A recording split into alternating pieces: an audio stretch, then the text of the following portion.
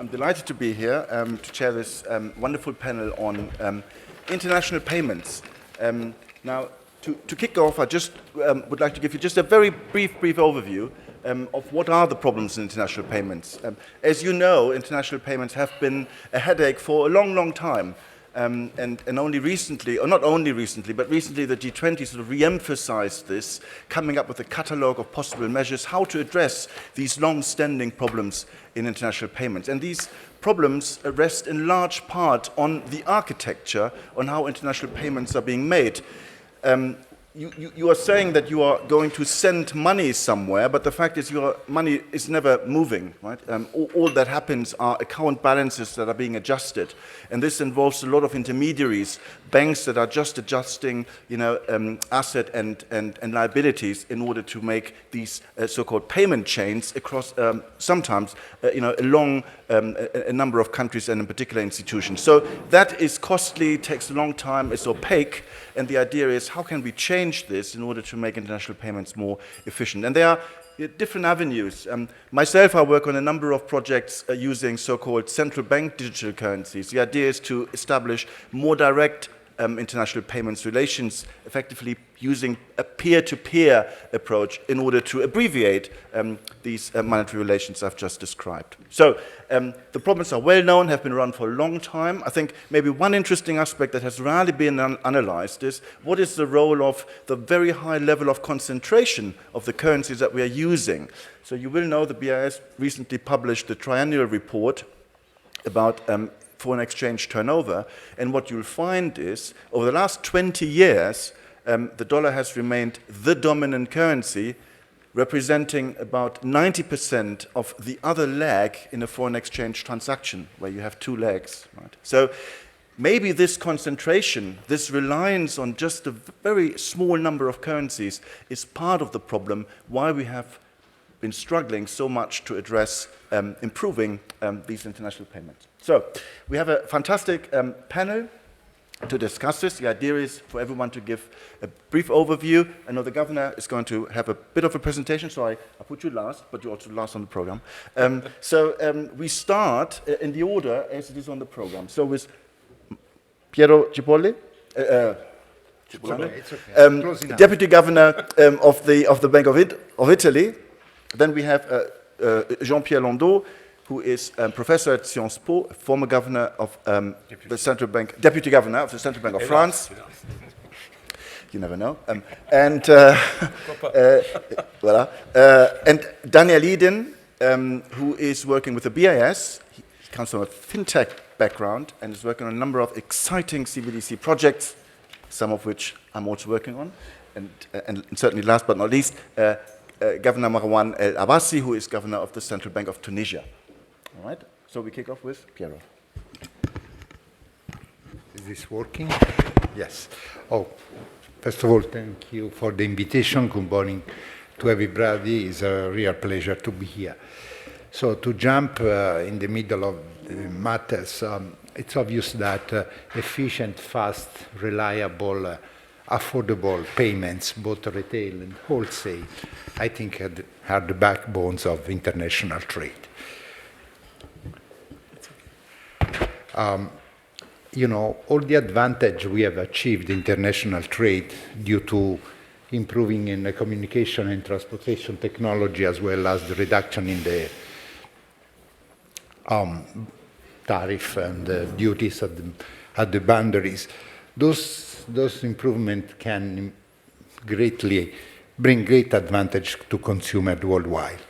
But there is one fundamental condition. We should be able to pay for those transactions. If the payment leg of those transactions does not improve at the same speed in terms of efficiency, all those gains are going to be transformed in the rents of those that provide you with the payments services. So no good for the consumer, very good business for those that deal with international transactions. So we have to do something about the cash leg, or the payment leg of any transaction.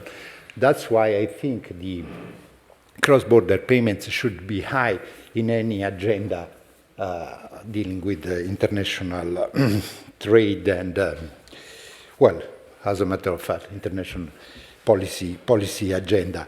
And as Mandeng was saying, as Ousmene was saying, in the last few years, much attention has been dedicated to this issue with the G20 agenda on cross-border payments that was launched about 2 years ago with the report to the G20 leaders in October 2020.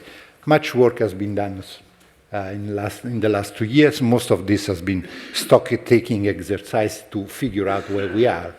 And in the last year, some effort has been dedicated to try to give priorities to this large amount of work. We are talking about 19 building blocks, many action to be taken. And in the last report, October report of the G20, of FSB to the G20, three top priorities have been identified. One is interlinking existing fast payment system. The second one is removing obstacles due to fragmentation of legal, regulatory, and supervisory issues. And the third one, which seems marginal but is crucial, which is the transportation across border of data and standardizing way of communication. Just to close with this brief remark, I think even among these three topics, we should prioritize further. And my feeling is that despite my love for technology, the crucial matter lies on the regulatory side. I mean, if we don't improve the regulatory sides, we are not moving fast. And we should concentrate to that because this is a precondition for any improvement. I mean, you can have the best technology, we can have efficient pipes, but we need people to put something in the pipe. If the risk to put something in the pipe is so high due to, say, sanction screens or AML legislation, or for the matter, any legal legislation, then PSP are not going to undertake the risk of putting something in the pipe.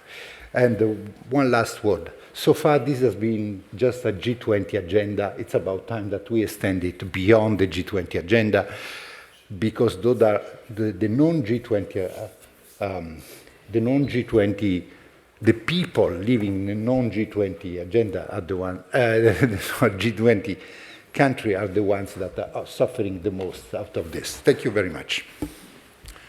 Thank you very much, Piero. Jean-Pierre? Thank you, sir. So maybe 4 brief remarks. First, as I understood it when I was in central banking, the mantra in matters of payments are private, retail payments are private, and the only job of central bank is to have oversight on payment system. So the whole idea that it's a public good goes against, I would say, decades of conventional wisdom. The second point is that payments are all about network effects. It's no use to have a payment system between 3 persons. The more numerous you have, the more the payment system is efficient. And that means a lot of things. That means that competition between payments is not like competition between ordinary things. That means that if you have a network existing, people are locked in that network, you have no incentive to innovate, no incentive to change it. And if you don't have a network, then it's very difficult to get in, and there's a sunk cost and investment cost, which is extremely high.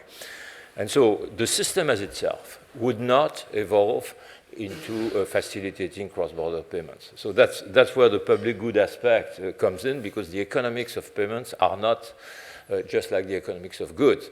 And there is no incentive. And actually, for decades, there was no improvement in cross-border payments. And actually, you could argue there was actually a regression. I mean, there have been very interesting reports by the World Bank about the collapse of correspondent banking. And it was actually, for countries which are not part of the G7, there was huge difficulties more and more to get cross-border payments.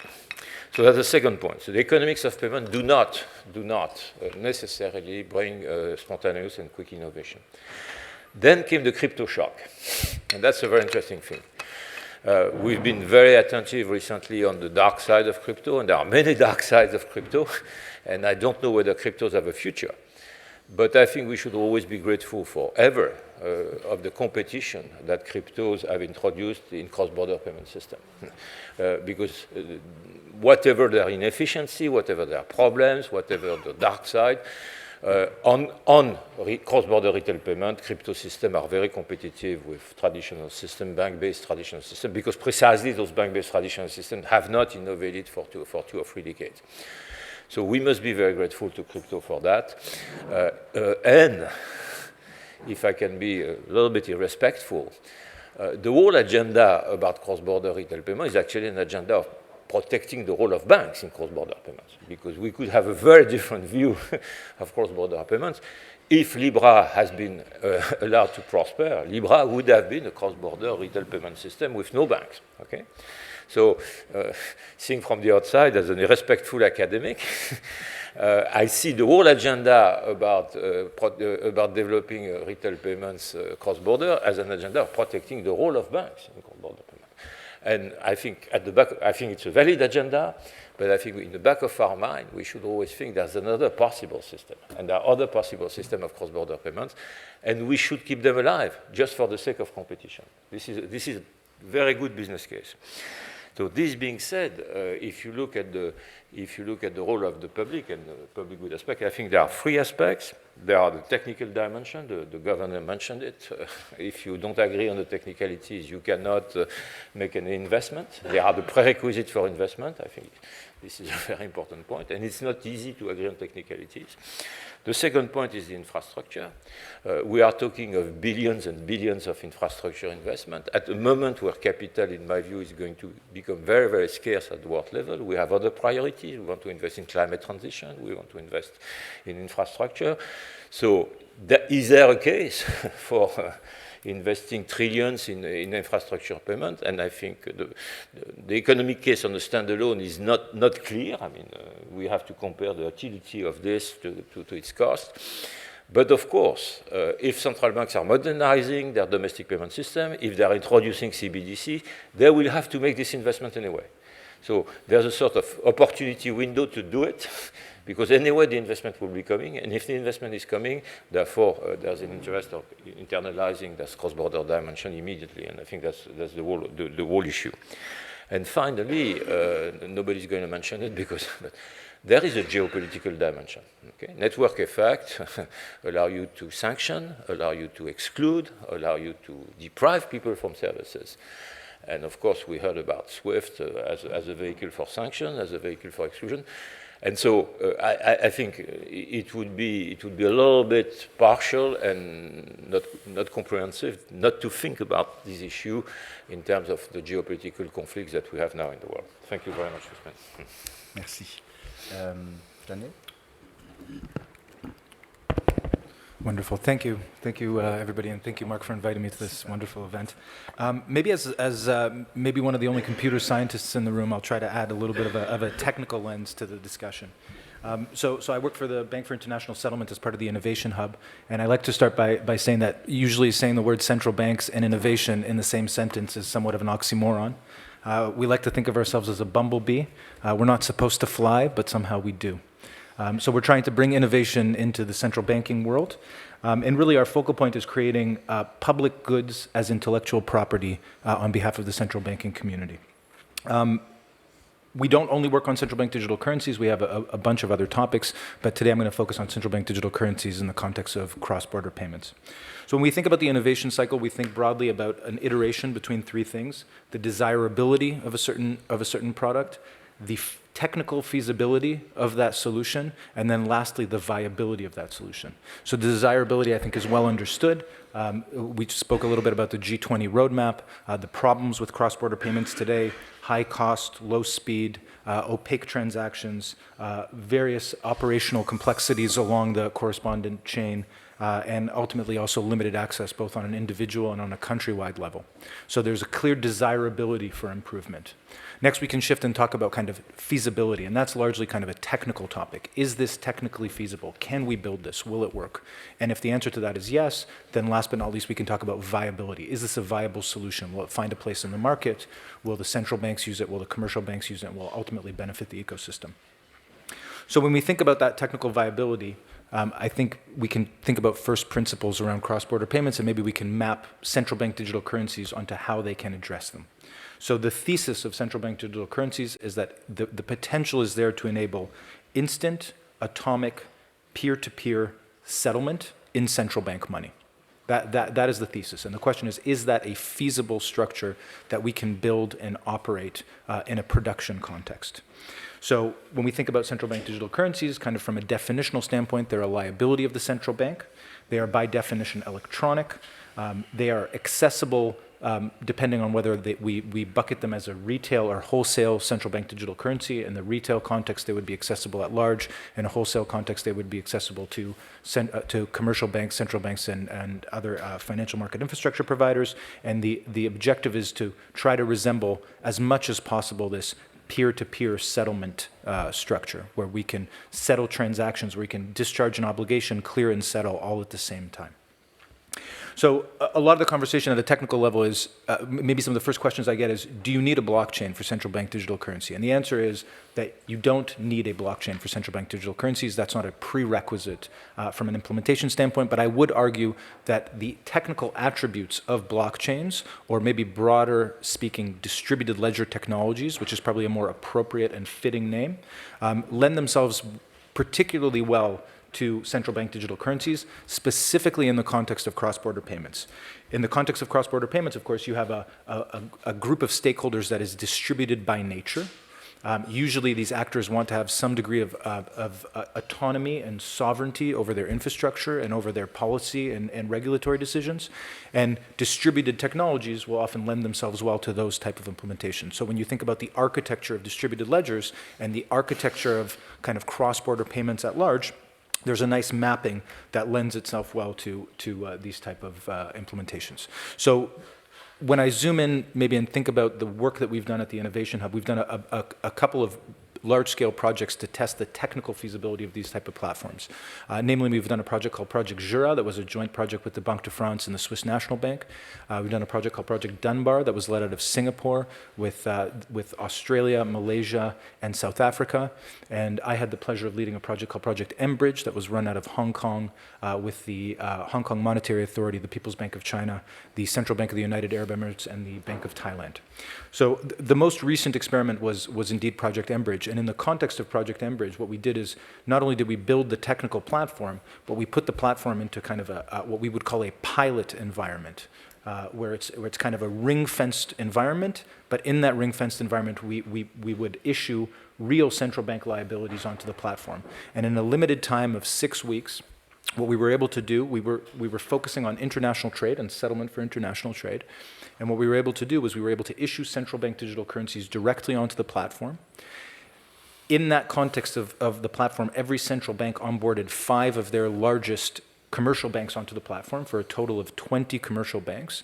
And in the course of 6 weeks, we settled central bank money on the platform on behalf of real corporate transactions. So the numbers are relatively small in the scale of things. There was about $12 million that was issued onto the platform, over $22 million of value transacted in the course of those 6 weeks, and over 160 payment versus payment, atomic payment versus payment transactions, and simple one-way payments made to discharge international trade obligations. If you think about that ecosystem of 20 commercial banks, we were able to enact 41 unique connections between these commercial banks. When we think about peer-to-peer settlement, that's kind of the arrangement, right? So the idea is to try to enact as many bilateral peer-to-peer relationships between these commercial banks that can have instant and atomic settlement. So by and large, I think we're showing that there's a great potential for these type of platforms to impact cross-border payments and to bring some of this technology maybe from less regulated spaces into a more regulated space, make it fit the policy and regulatory objectives of the central banks. But of course, there's a lot of things still outstanding when we think about moving from technical feasibility into the viability at large. At a technical level, there's still things to explore, things like the broader network dynamics, things like more complex programmability arrangements, the distinction between programmable money and programmable payments. things like resilience, cyber, all the PFMI principles that would be needed in order for something like this to see the light of day in production. And then, of course, on the viability side, there are effects that need to be studied more carefully before we move into production setting, macroeconomic issues, policy issues, regulatory, and probably most complicatedly legal issues that have this distributed multinational nature. So maybe I'll end there. Very good. Marouane, please.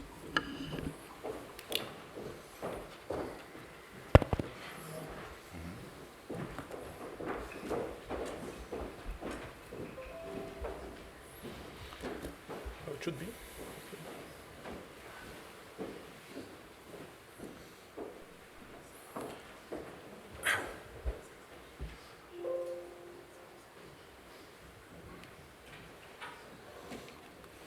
Excellent. First of all, I want to, I'm really delighted to be here, and I want to thank Mark for giving me the opportunity to be here with you. It's always a pleasure, even though you know very well that it's very complicated for a governor in a country like us dealing with the IMF program, to have 2 days off. But I have a lot of meetings, in Paris. But it's very complicated. But I think it was really refreshing yesterday. It was not easy to sleep after the talk of Muriel, but I tried to do. I was very tired. Then I wanna go directly, perhaps, to something we are doing in Tunisia, and I think it's important to share with you what we are doing on this cross-border payment. When you, for example, you see the flow of the payment from Tunisia, from France, for example, to Tunisia, you can feel that there's more than $1.1 billion, I think, flowing from France to Tunisia, and it was very important during the COVID crisis. Why? Because I think today the remittances are higher than the flow coming from the tourism sector. That's very, very important, and it has reached 4.5% of our GDP. I think also we are also trying to work with the government on the financial inclusion. You know very well that Tunisia in 2010, when you for example, you do let's say the comparison between Tunisia in 2010-11 and today on the macroeconomic, let's say, indicators, I think we were really doing great in terms of let's say, budget deficit or deficit of the balance of payment or the inflation or all the other economic indicators. But at the end of the day, we've had the revolution. Why? Because I think it was also related to the let's say it was growth, but without any inclusion. And our colleagues from the World Bank, they have done a lot of efforts, on what they call the lagged regions, etc., to help and to support. But I don't think that I think we were able, to give the right solutions for the let's say exclusion in Tunisia. Then I think that's why I think it's important for us to think about what we can do, to include people inside the country, but also to include people outside the country. That's also is very, very important, and dealing with the remittances and trying, to give, let's say, more opportunity for our, let's say, diaspora outside to invest and to invest properly and with the transparency they need in Tunisia. Something also very important during the last 10 years, we are now part of what we call this, we have one of the best ecosystem let's say, we created 3 years ago the Startup Act. Today we have more than, I think, close to 800 active startups and libelized. And I think with close to 100 fintech. And when you see the figures, you can feel that payment is around 40%, but also data analytics, RegTech, insurance, crowdfunding, and artificial intelligence. And one of the particularity of our cross-border is also related to the mobility and related to the, let's say, our technical people around the world. They are investing back in Tunisia, but also they are I think, dealing with, for example, with France. We have a lot of engineers. They have activities in Tunisia. They are using the intelligence in Tunisia, but also they are also very close to the, let's say, technology in the countries where they are living. That is very important, and you will see it in the experience we are trying to lead right now in the central bank.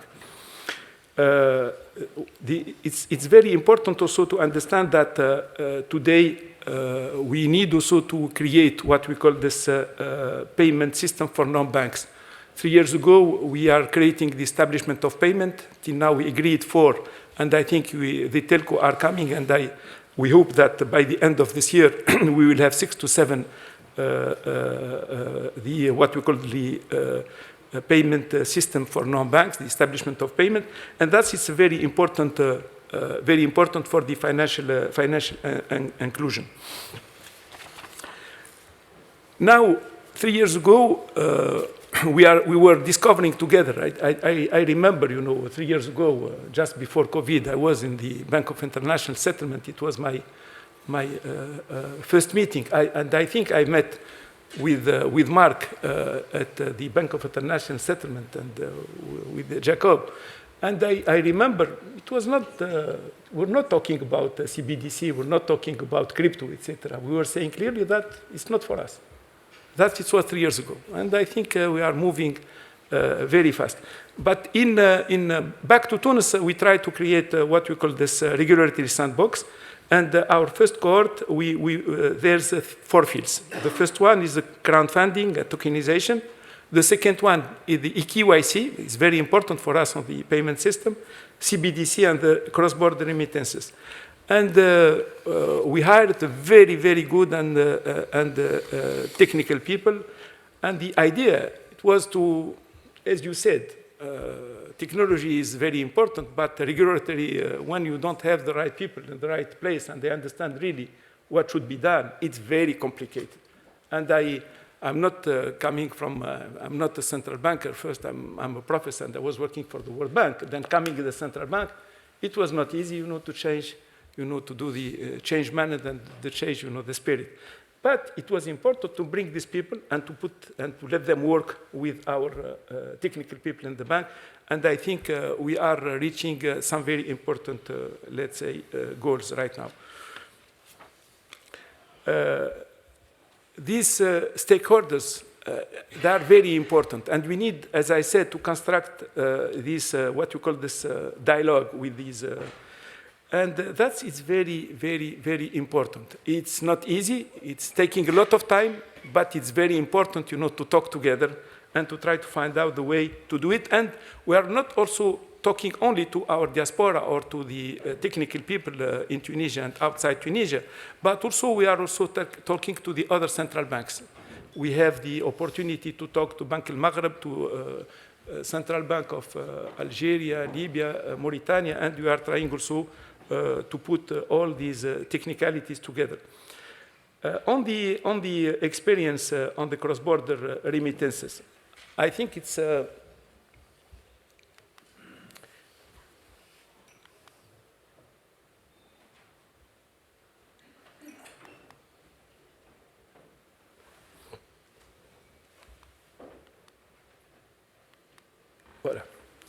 I think on this initiative is very important, to talk about it. It was in 2020 we created this initiative with the Banque de France, and on wholesale CBDC as part of the experimentation program.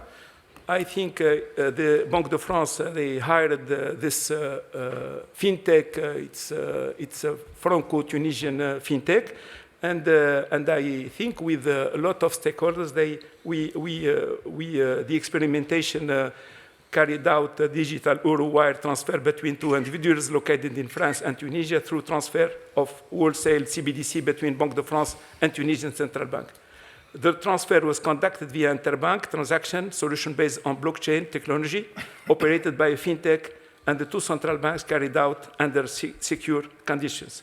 From Central Bank of Tunisia perspective, the Banque de France CBDC pilot was very insightful since it highlights how CBDC can be an important tool to make cross-border wire transfer faster, more transparent, and cost-effective, particularly for Tunisian diaspora. The idea on how we can support better the cross-border remittances, I think on the regulatory sandbox experimentation, I think the pilot program was very, very, very important for us because we were obliged, to deal with the technology, but also to understand and to do the pilot was very, very crucial for us to adopt the technology. And to understand also the technology, we're talking about blockchain, but T-Ledger technology was very, very important to understand, and not only to understand, but to bring inside, let's say, the people who are not very close to technology, but they are dealing with the regulatory framework. It's very important to understand that, and it's taking, you need to be patient. It's taking a lot of time, and sometimes, they are telling me, look, we have a problem with our inflation, with our reserves at the central bank. Perhaps it's not time for our banking supervision to deal with that. I could not accept it. Time also is for opportunity, and we need to take the train, not to still waiting until the train is going. That is part of normally what we should tell our people, and it's very important today, to understand, but also to take this action and to do this pilot, because I don't think we can do it 2 years after, the other countries, like, as you said, a lot of countries, a lot of central banks are doing a lot of efforts, to deal with this technology and to use the technology for the right purpose, is to facilitate the international payment. Thank you. Thank you very much. Fantastic. So very different sort of perspectives. Maybe one thing we spoke a lot about CBDC experiments being done outside of Europe. A lot is going on in Europe. I would argue Europe is the leading region when it comes to CBDC projects.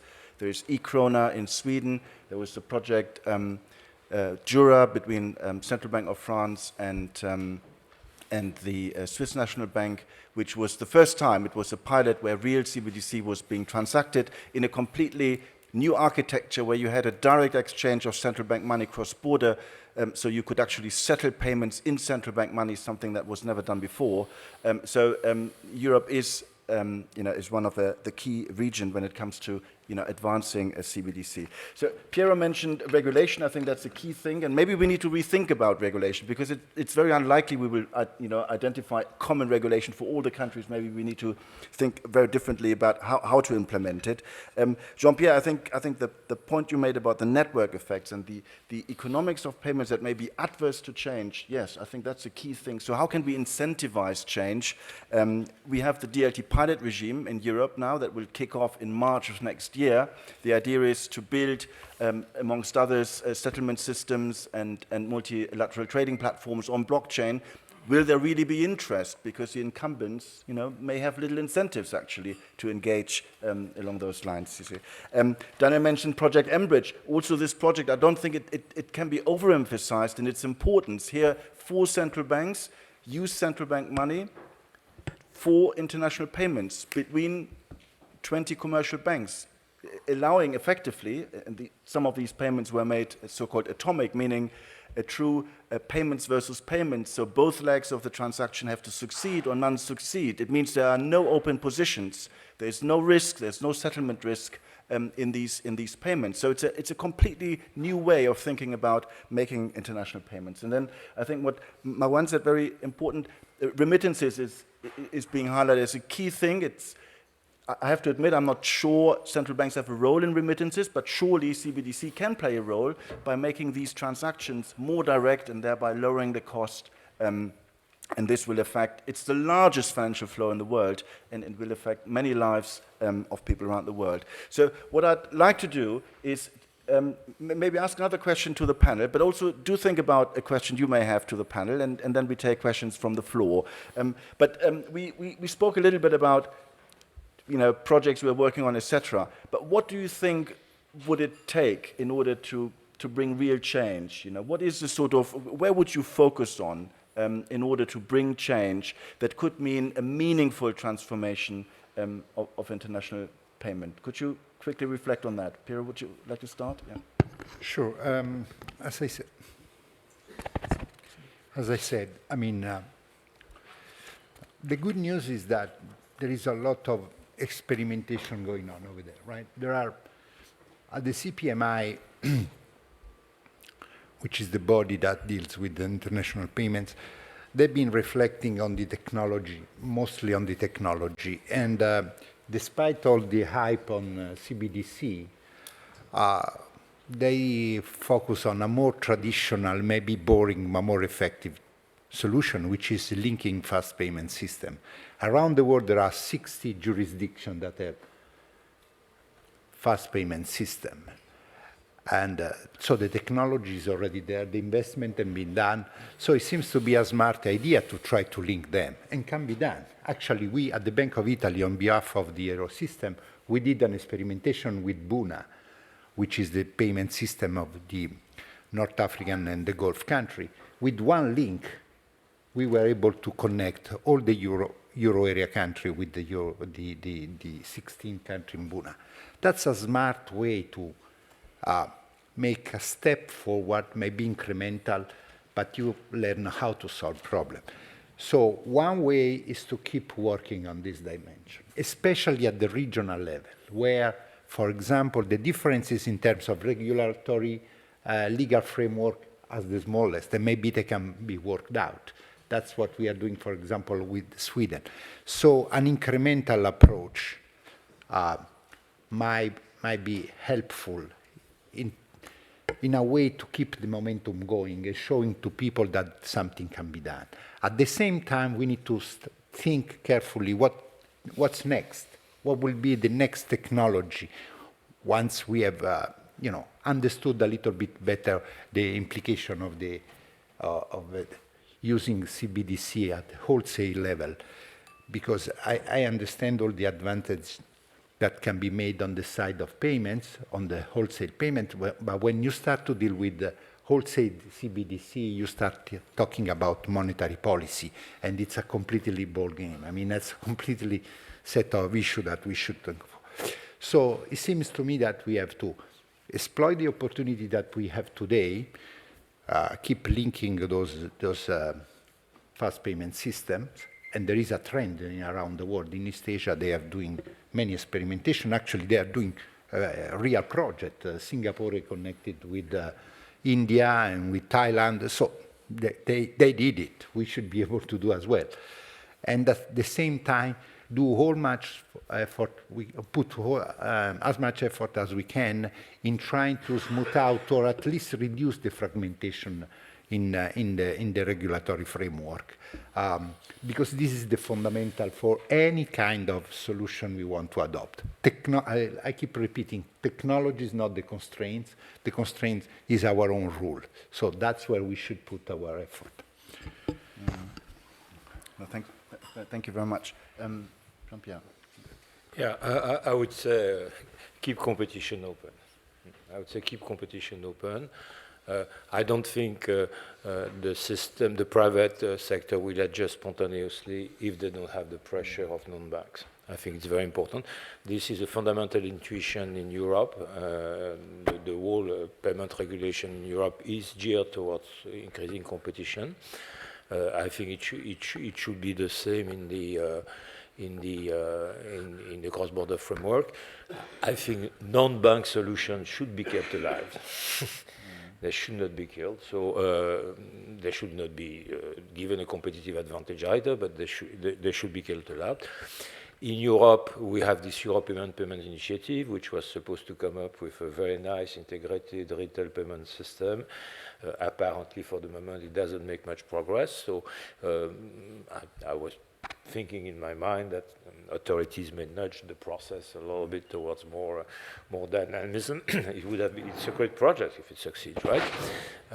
So there are extremely tough competition issue behind all this. So that's the one part of it.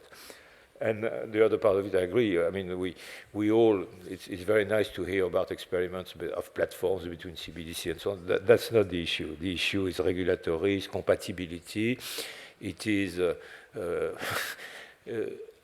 trade-offs with other policy objectives, the government policy, monetary policy, privacy, exchange controls. All that are dirty words, but they are very relevant when you talk about all this. And so the central bank, I think, should keep thinking about all those trade-offs.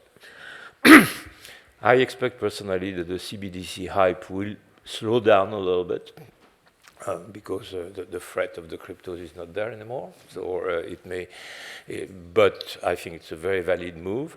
So I think central banks should agree that they will not implement in an isolated way their CBDC project, that they will coordinate on their CBDC project, especially on the regulatory aspect. So these are my two, push the private sector and coordinate more the public one. Good. Yeah. Thank you. I think probably the first thing, to the question of what can bring about change, I think probably the first thing is about education and enablement through education. When you push out that possibility frontier on the technology side, understanding if it's adopted, how it's adopted, and being reactive as quickly as possible to the needs of an ecosystem, I think is a particularly challenging place to innovate within. Mm-hmm. Talking about kind of cross-functional teams, central banks and commercial banks hiring more technologists, and also at the same time fintechs and technology, natural technology companies bringing on more economists and people with a little bit more experience in regulated marketplaces, I think would do everyone well.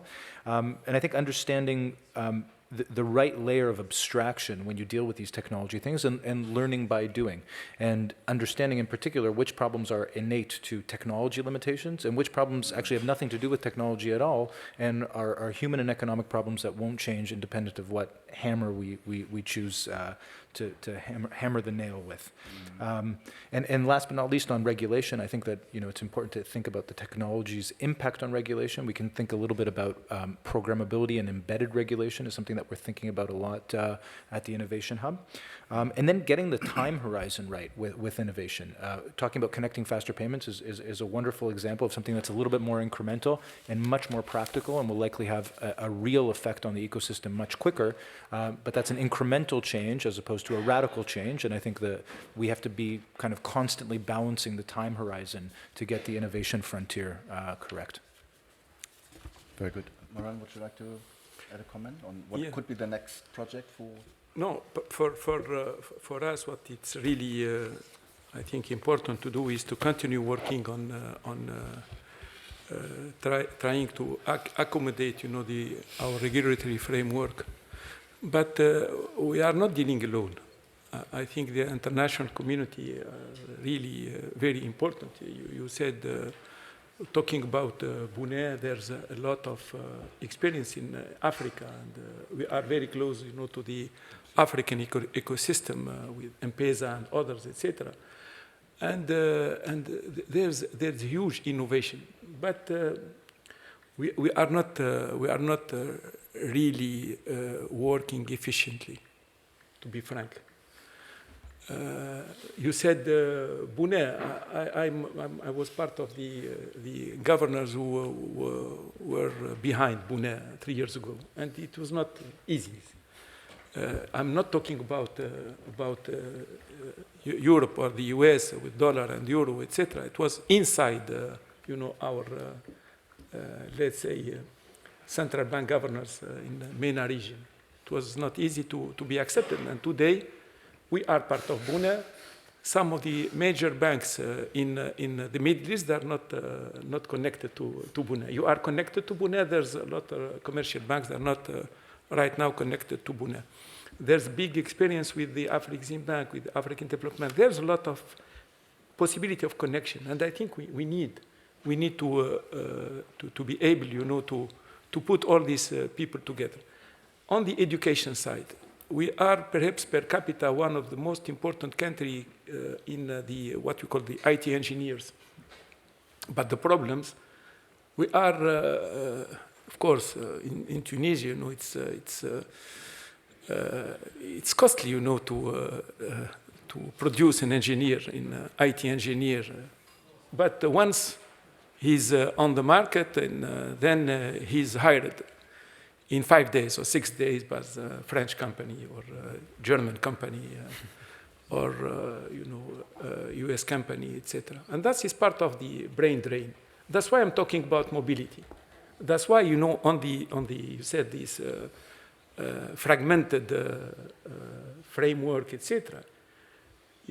At the end of the day, what we need is the guy who is sending the money, to his parent in Djerba, just to because your roots from Djerba, is to do it instantly, without and not costly.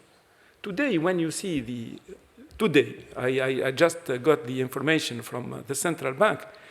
On the payment through the bank, through the post, through the non-banks, etc., is from 1% to 15%. And what is really used is the one dealing with the MoneyGram and the Tunisian post is close to 15%. And when you send €1, it's 15 euro. Of course, you can use the one, but it's not very well known. That's why we need also to be sure that to decrease the cost, then we need to go to this technology, but also to be transparent. But because today, and you said it on the MLT, the money laundering and counter-terrorism, etc. Sometimes you have a lot of engineers who are dealing with this they're creating the apps, etc., and getting some let's say, money from outside. They are stopped in the banking system. Why? Because there's the problem of counter-terrorism, ML. And that it's stopping the activity. Of course, we are doing with the EKYC, etc., but it's not very well. I think it's not very well. I think accepted in countries like us and even countries like you.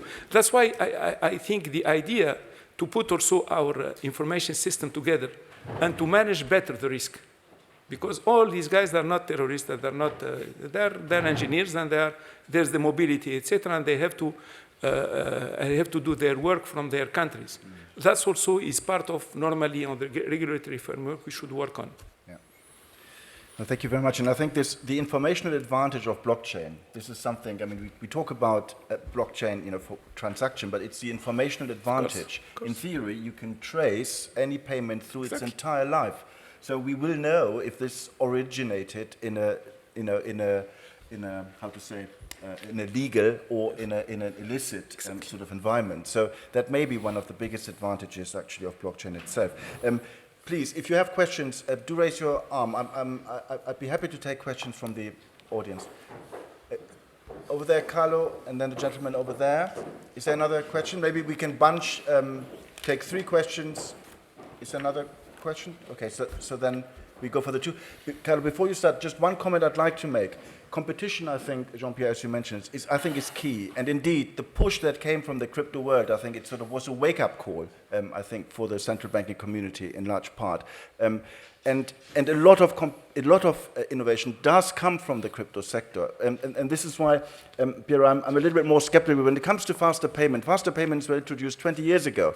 So can they really serve for the next 20 years as being an effective technology? I doubt it. So I think there is a bit more urgency as well, that it is a combination of new tech and rethinking the way we're actually doing payments. And this is why I think CBDC is important, because it is about diversification. It's a new medium, and therefore it's also to bring in new actors and enhance competition in payments as we know it. But Carlo, please.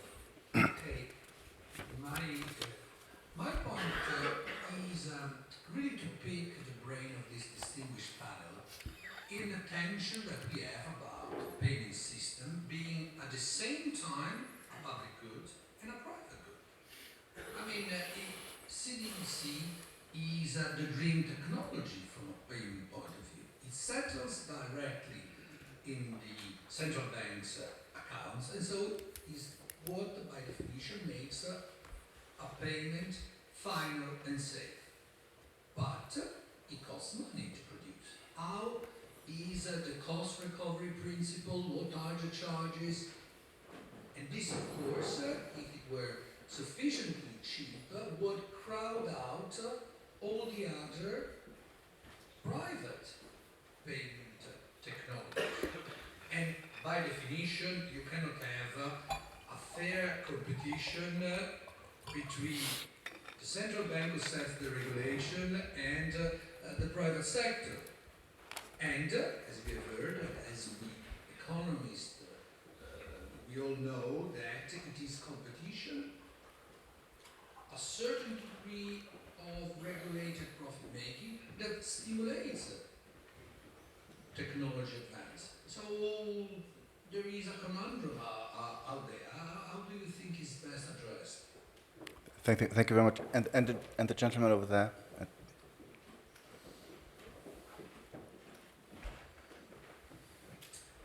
All right. So for the adoption of any payment system, the liquidity is very important, and especially now with the rising interest rates, liquidity is getting more costly. And at the same time, when we're talking about more real-time settlement, that requires also more liquidity. So I was wondering if any of these projects have considered the liquidity aspect as well. I think once we calculated that if CLS would be settling gross instead of net, it would require $100 billion more liquidity from the participating banks. Yeah, this is a misconception, but okay. Is there another question in the audience? Okay. Shall we start reverse or maybe reverse? Okay. Oh, you want to go? I want to go. Okay, good. So, for Carlo, Carlo, CBD, I mean, why are we thinking to issue CBDC?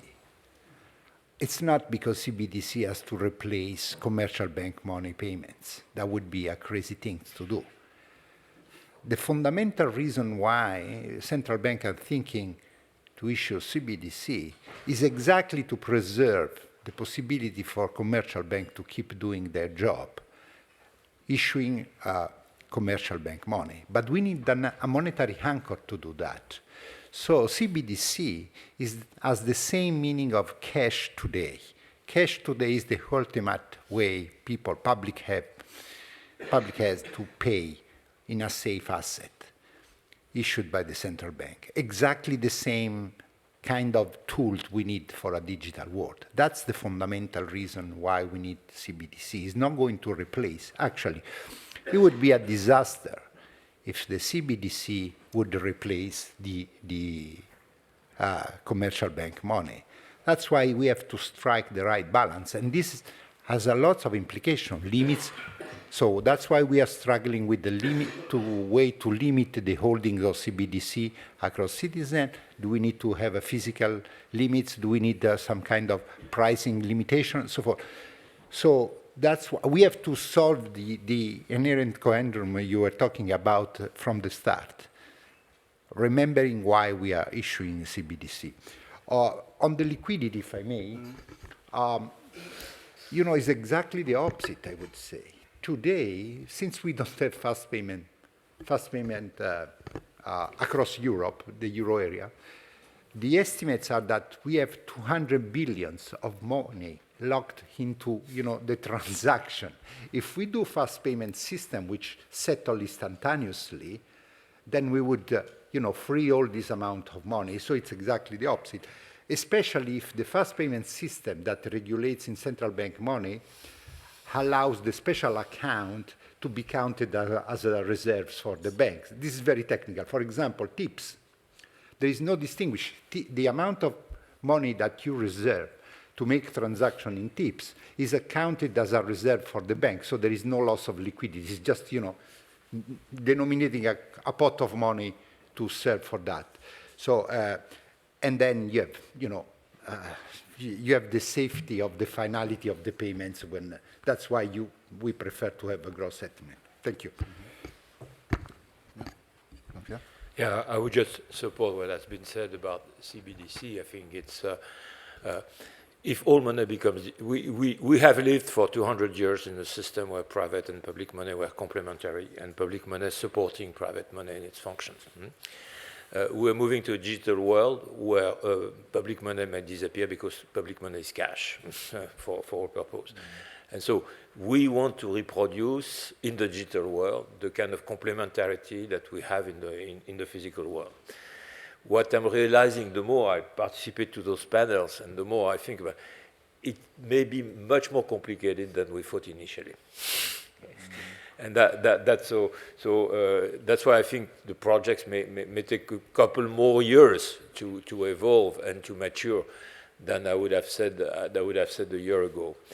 And that there is sort of technical economic dimension into that, which makes the substitution between private and public money in the digital world much easier, and create a factor of instability for private actors. So the governor mentioned the limits.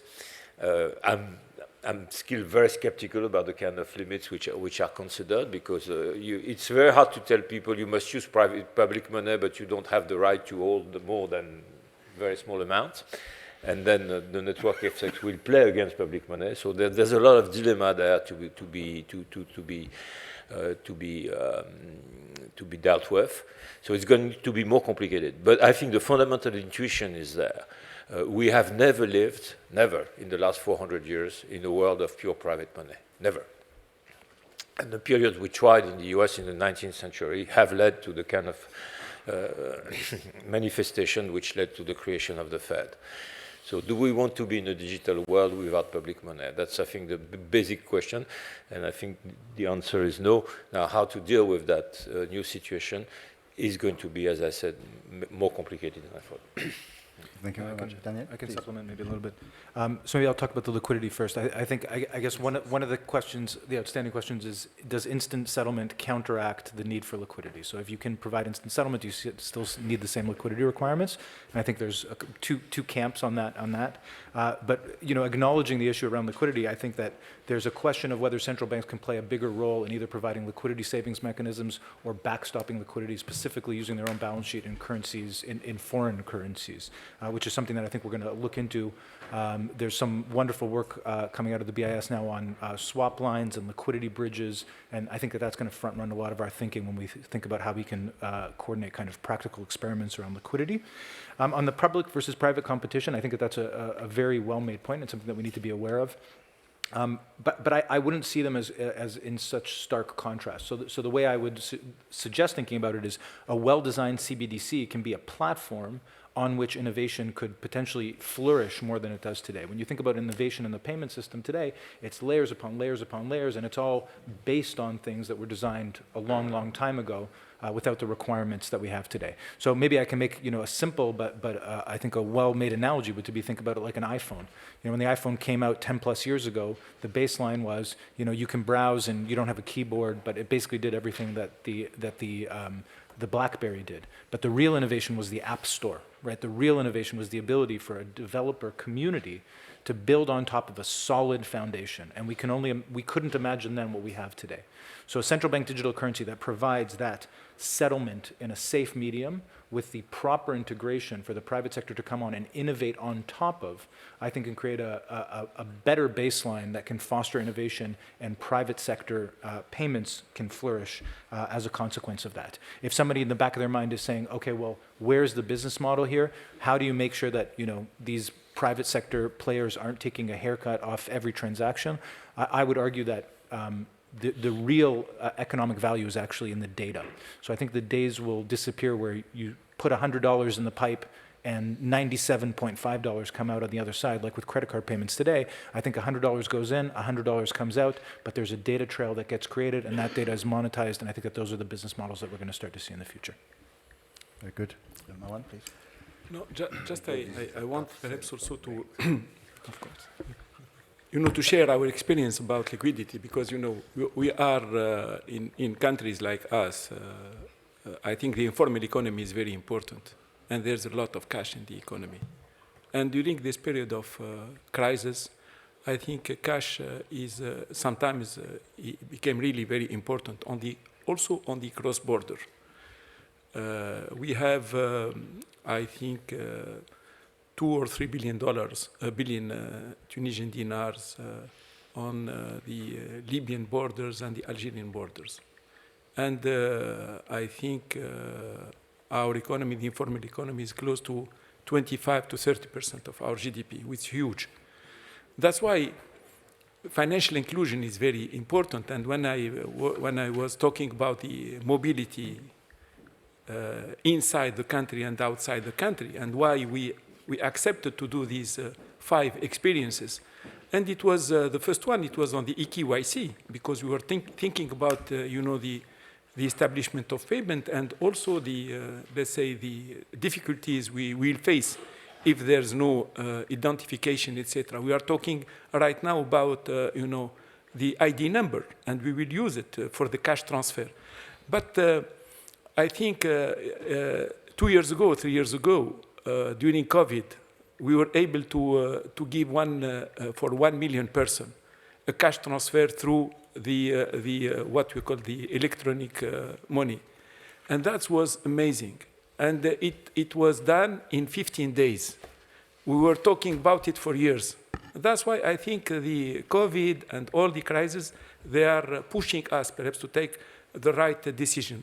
Think about what is happening now in Africa with M-Pesa, etc. It was done because there's the rulers, there's not access, you know, to the small amount just, you know, to deal with their, you know, investment in the agriculture areas, etc. That's part of, and there's a lot of innovation today. But what is important for us is to use the technology, and to use properly the technology for the, at the end of the day, for the financial inclusion. And that is, it's very, very important in countries like us, and also to do the cashless, because as you said, liquidity, when it's used in the, let's say, in the formal economy, I think it will help not only the bank, but it will give also, I think, lands, etc., to the people, and what it's important is also to permit, I think, more opportunities for the poor people, you know, to access to the I think the finance with a decent interest rate. That's also is part of what normally what we are facing today is sometimes when you go to the informal economy, I think you are paying 5, 10 times more than accessing to the bank or to the post, etc. That is part of the reality. Thank you very much. And also, just to conclude, yes, I think, you know, we live in a world of a continuum of monies, right? Central bank money plays a small role, and I think CBDC is unlikely going to change that. The innovation really is money from non-bank financial institutions. That really is the innovation, and we should see more, I think, in order to have more competition. And on the liquidity, I think key is, of course, there should be no fragmentation of the money market with the introduction of new mediums. And I think the seamless integration, of these different instruments is actually going to be key. But when it comes to liquidity, in an instant and atomic environment, there is no one who will ever be short liquidity. That is the innovation. So the whole notion of liquidity completely changes because you are always either long the cash or long the security instantly, that you can instantly repo in order to get liquidity again. So liquidity will, I think, completely change in the sort of environment that at least some of us are envisaging.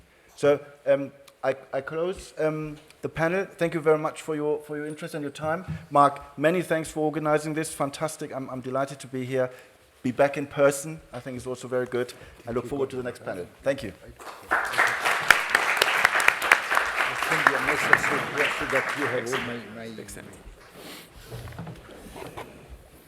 I came to visit you 6 months ago. I came to visit the government.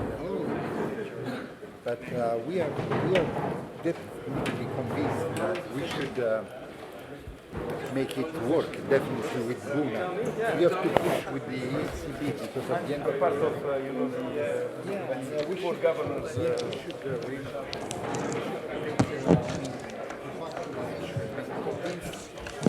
ECB to do it because now we have done an experiment that we should We have a very good general director.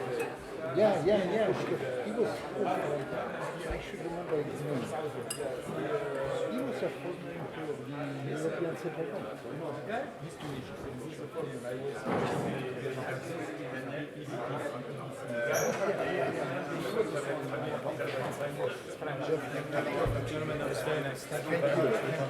Thank you very much. Thank you. And we will meet in Germany. Absolutely. Let's keep in touch. Thank you very much. I was very much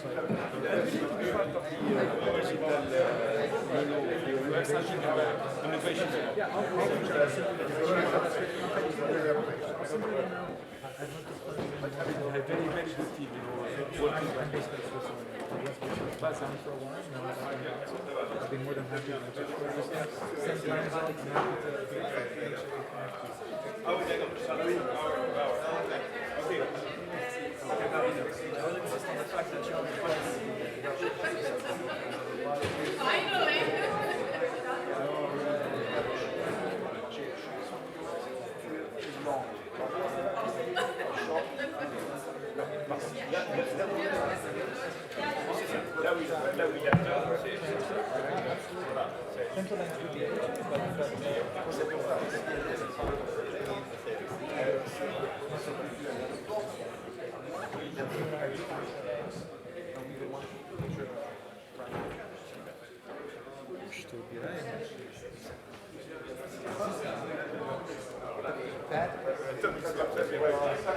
Bon, le but pour moi, c'est de nous parler le moins possible. C'est vous les stars. Bah, tous les gens sont partis. Tout le monde est parti. Ouais.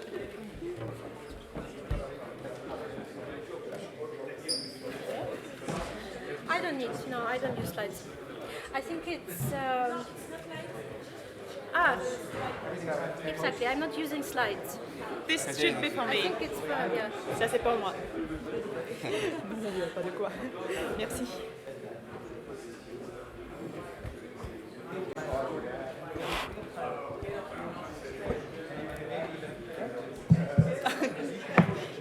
C'est le tien? Non. Non.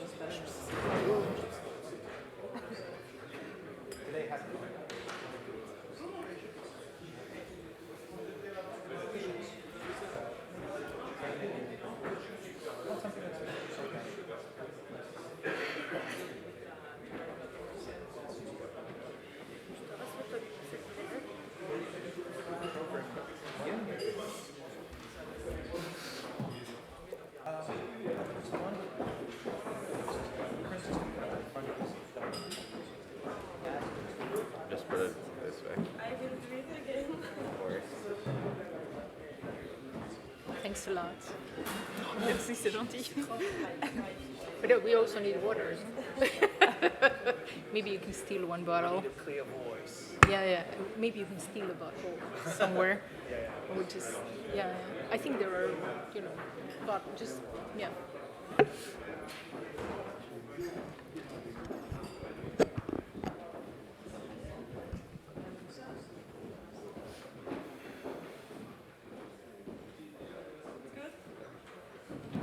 Thank you.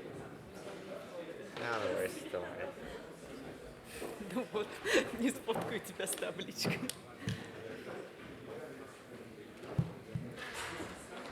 Perfect.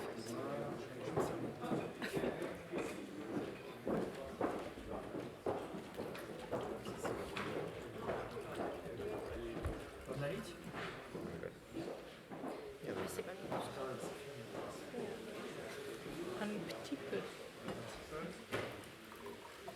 Thanks. Yes. Tes charts, ça va être bien, ça va bien passer, je crois. Ah oui. Si on commence finalement. Des choses techniques comme ça, c'est toujours utile d'avoir un support. Bah oui, parce qu'en fait, ça anime un peu.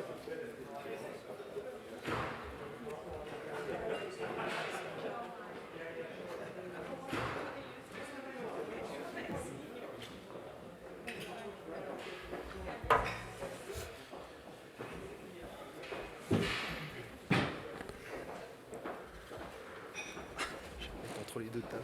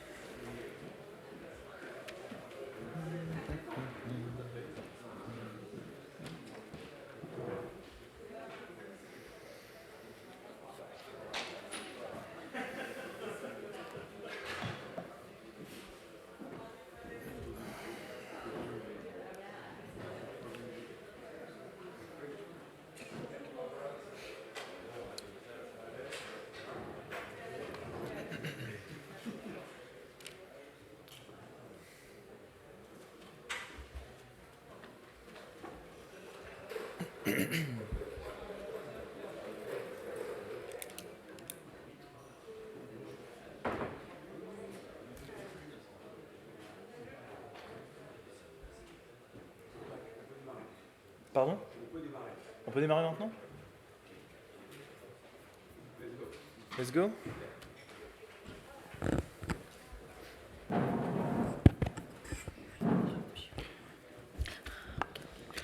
Well, let's begin. From the re-establishment of the Islamic Emirate in Afghanistan in August 2021 to the war launched by Russia in Ukraine in February 2022, the two most serious international crises are having a severe impact on connectivity in Eurasia.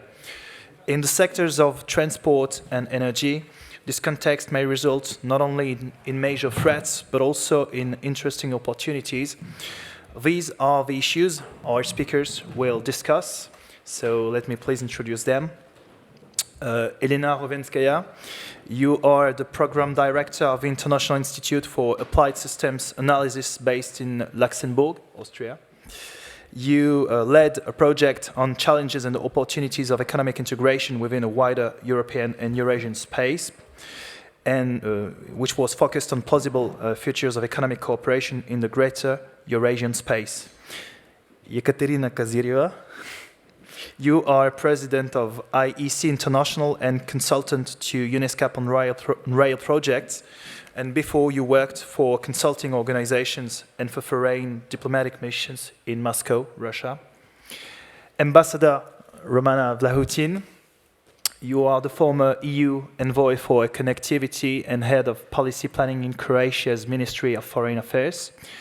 You were the foreign policy advisor to the former president of the Republic of Croatia, Ivo Josipovic, from 2010 to 2014, and EU ambassador to Albania from 2014 to 2018. And last but not least, Bektemirov, welcome on board. You are the chief economist at IFC, International Finance Center, Astana, Kazakhstan. So let's go straight to the point. Let's start with Elena Rovenskaya, who seems to have the broadest approach on this topic. The floor is yours. Yeah, thank you so much. And first of all, let me say thank you for inviting me here. It's really great to be here. Thank you to the organizers for that.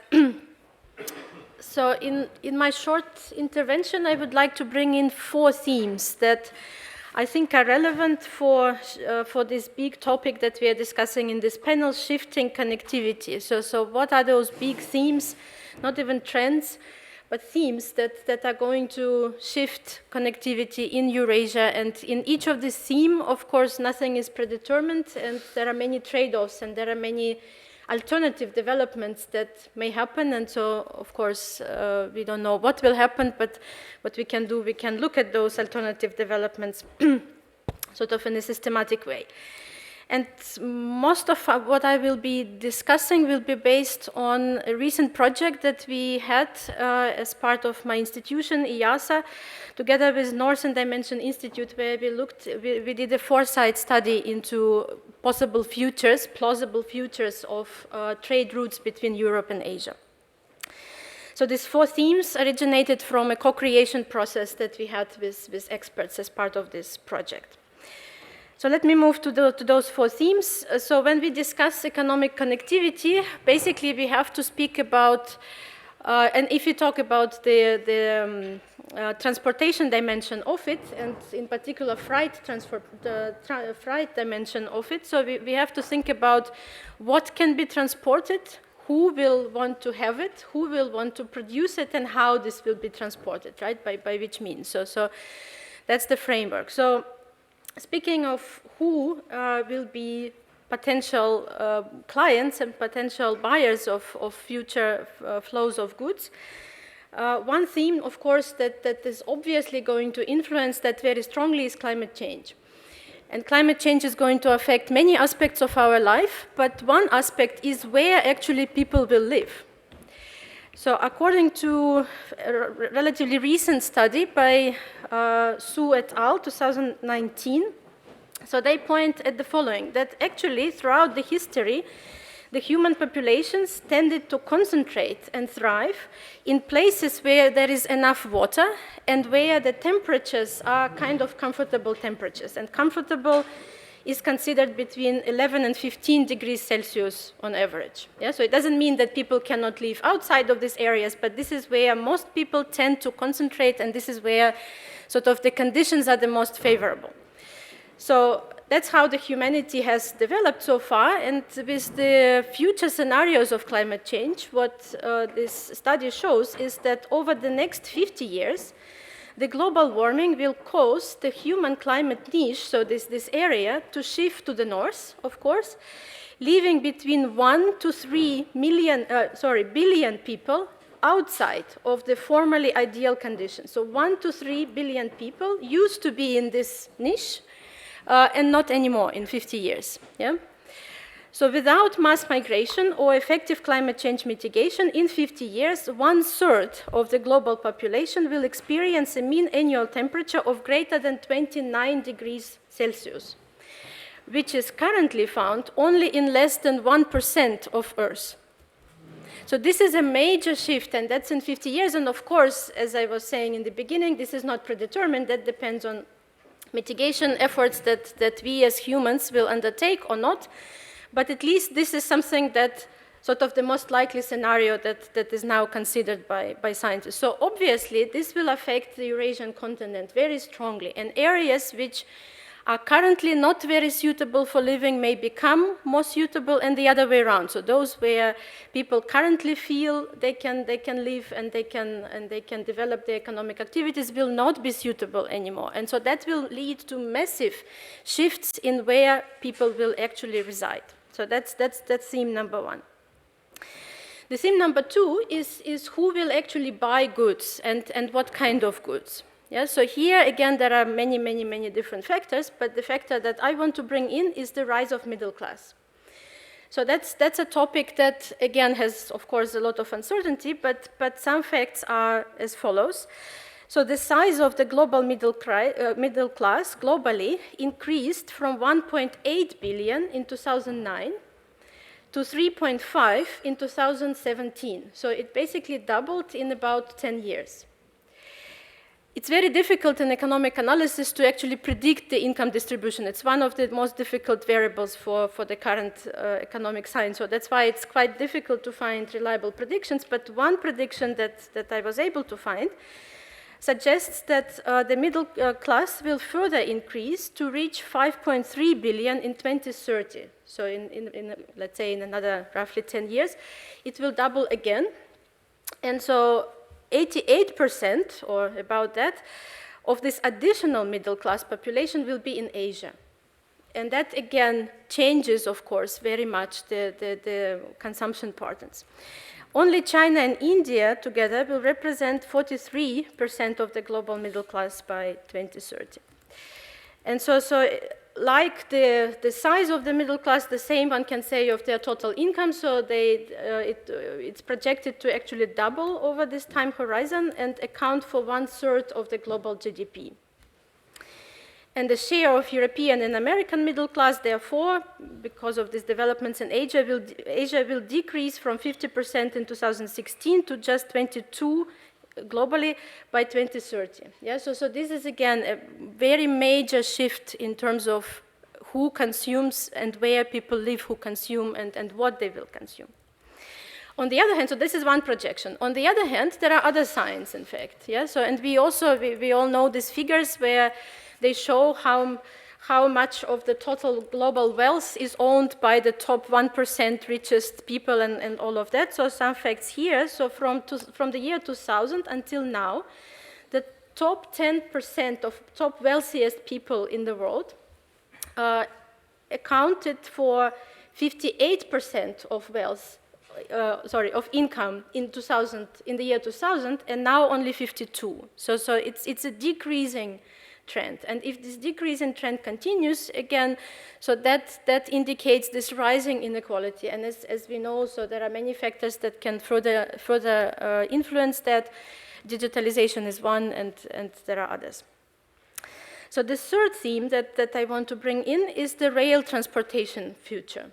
So there were many projects, as many of you, of course, are aware, that have been undertaken in the Eurasian space to actually increase the share of goods that is transported by rail. So there was a lot of efficiency increases that were achieved, and also costs.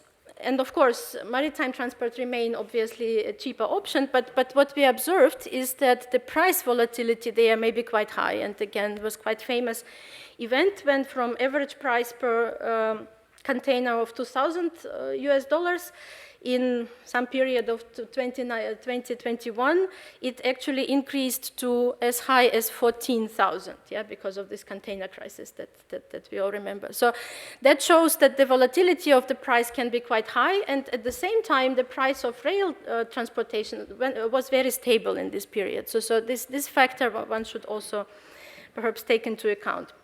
So for comparison, there is this Eurasian Rail Alliance Index that tries to monitor the sort of average price per container to be transported from Asia to Europe, and they give numbers around 3,000 per container. So that's, 2,000 and 3,000 are the numbers. The other aspect in this topic to take into account is the situation with the landlocked countries in Asia, which, as we know, are quite a few there. So we also know that landlocked position is actually not a very favorable position economically. So according to some estimates, on average, given all factors the same, landlocked countries grow so their growth rate is 1.5 percentage point lower than other countries, again, given all other factors the same, and they trade less by about 30%. So that's a big problem in Asia and in Central Asia in particular. So no wonder that there are 12 countries there that are classified as developing countries. And so the railway corridors, transportation corridors can actually bring about a lot of development gains to those countries. And that also should be taken into consideration. And I'm sure my colleagues on the panel will say more about that. The other aspect of rail transportation is environmental impact, and so far, of course, it's a greener option. This may change, however, with the deployment of hydrogen power and all that developments, but that remains to be seen. So the fourth theme and the last theme that I want to bring here is the focus on resilience, and this is also a topic of this conference, of course. So now there is a lot of talk, and it started even before COVID, but intensified very recently, about nearshoring, backshoring, and the most recent term is friendshoring, as we all know. So we as humanity are not very good at finding sweet spots very often. So the pendulum sways left and right. So in one maybe period of our history, we were very much sort of interested and focused on efficiency. Now the discussion seems to be going the other way. There is a lot of talk about it. Apparently, according to statistics, not much less happens in reality in terms of reshaping these supply chains, but this may take time, so we don't know. One aspect to take into account here is that, of course, any production in any country is subject to two types of risk. So one is internal, domestic risk, and another is external that comes through the supply chains. And with all the advanced risk analysis methods that are now available, with more data that becomes available, it's actually quite possible to optimize those risks. So for countries, for example, which if we take, for instance, food security or food production as one example. So obviously for countries that are, for example, subject to droughts, it's not very smart to sort of fully rely on internal or domestic food production, right? So one can actually calculate those risks. There is a lot of analysis that is being done in that sense. So in that sense, it's maybe a healthy development that our attention now is not only on efficiency, but also on resilience and some kind of balancing between these different types of risks and sort of optimizing the entire portfolio is a healthy development. Not only in itself, but it also would be healthy in terms of, again, environmental impact, because these crazy supply chains and these pictures that we sometimes see, that in order to produce this cell phone, so the parts of it travel all around the world like 10 times, yeah? So this, of course, creates a huge environmental footprint that we don't need. So if we accounted properly for these externalities, this would never have developed like this in the first place. So now, if this backshoring and even friendshoring can motivate us to sort of shift a little bit away from that, that can actually be a healthy development. However, too much sort of deviating from economic rationale here and going into this geopolitical consideration obviously would compromise the economic growth. So trade is a key engine to economic growth still, and that will, of course, then not only lead to economic losses, but also prevent us from further development of other goals, SDGs, climate agenda, and all of this. So I think one has to find this sort of healthy balance there, sweet spot, and that's what we all have to do in the coming years. Thank you. Well, thank you. Thank you for your contrasted assessment of the prospects in this part of the world. There's a contra as the climate change in Eurasia jeopardizes the human life there. And there's a pro, a growing middle-class population in Asia that increases the demand for the goods, which causes itself a need for transport routes from and to Asia, if I understood you well. I will now give the floor to Mrs. Kozyreva, whose presentation will be more focused on financing approach of connectivity in Eurasia with some very interesting charts. Thank you so much. Well, I hesitate between which mic to choose. I will try with this one. And well, yes, I'm going to show you some pictures because first it's animating, and then, well, frankly speaking, I don't remember what I should say. So I prefer keeping to the past days when using the slides and so on. And by the way, I can't stop thinking whether my French apartment is still suitable for living in winter with 19 degrees, or should I already shift to somewhere? Please advise me afterwards. So, well, really everything is shifting, and I would also like to take one more thesis from Elena's speech on that the trade is boosting the economic growth. Well, if we take a look at what is going on with the GDP growth and trade growth, we can see that, well, this is no more the case during the past 10 years, and mainly thanks to the last 3 years. But of course, here I need to revert to a very interesting discussion that we had during lunch yesterday. Well, it depends on how you calculate the GDP and how you then compare the share of trade in GDP. But there is another thing, if not sticking to complicate calculations. This refers to the actual shifts in trade flows. And well, we can see that what is observed in 2021 has, well, never been observed before. This is the largest shift in destinations of exports, well, over the 20 years, but if we continue the series, that would be even more. So, well, the previous crisis, like in 2008, were not like that. And, well, we may predict that in 2022, this shift will achieve up to 30-35% in volumes. And the values, of course, this follows as well. What does it mean? Well, unfortunately for all of us, that means that all the programs should be completely reviewed. And reviewed once again. But then there is a question, how can we review all the plans without further needs to review them once again? Is this possible? Well, let's discuss further on. Just to remind, in case you have forgotten the story of the crisis, well, it started in 2020 with COVID, when we were all stuck. And the connected world actually moved into a disconnected world. Well, the trade flows basically stopped due to the supply crisis, down to the demand crisis. And then there was a kind of a fork with the end of COVID, whether this would be restored or whether there could be a completely new approach to construction of global value chains. And of course, Nouriel is not here, unfortunately, but of course he has predicted this took the worst path to follow. And yes, it resulted in complete deconstruction of global value chains and construction of new ones. That means a new economic nature of global trade. And well, we try to visualize this new economic nature to make it touchable and to be able to take a look at it.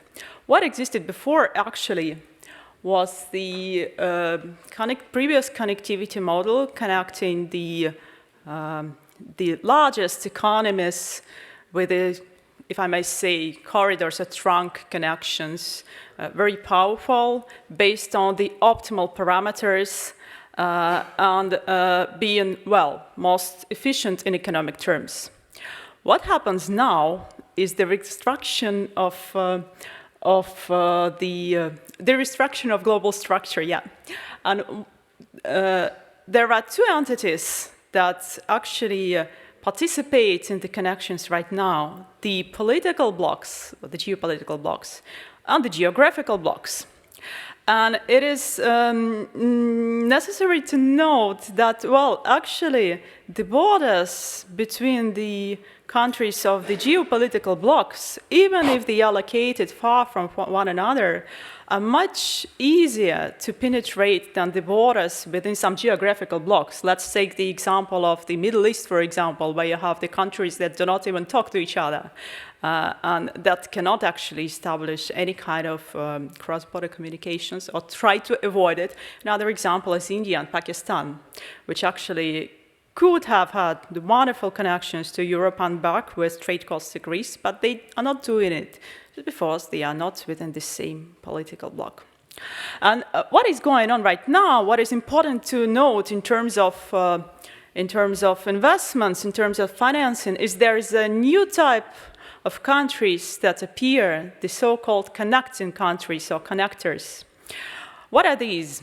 These are the countries that can actually ensure the links between both geopolitical blocks and geographical blocks. And within each geographical bloc, so I'm talking about the United Nations subregions, if it is easier to understand. In each of these blocks, there is a connector country. Is this Turkey, in case of Eurasia, the United Arab Emirates? And, well, we are looking for a new connector in Central Asia. There are some opportunities for that, and I hope that Barry is going to mention something. And these countries actually act as the links for both trade flows, well, of course, transport flows that follow trade flows, but also for the financial flows, because they allow the financial flows to connect all other countries of geopolitical and geographical blocks. And that is what differs completely the situation of today from what we observed in previous years.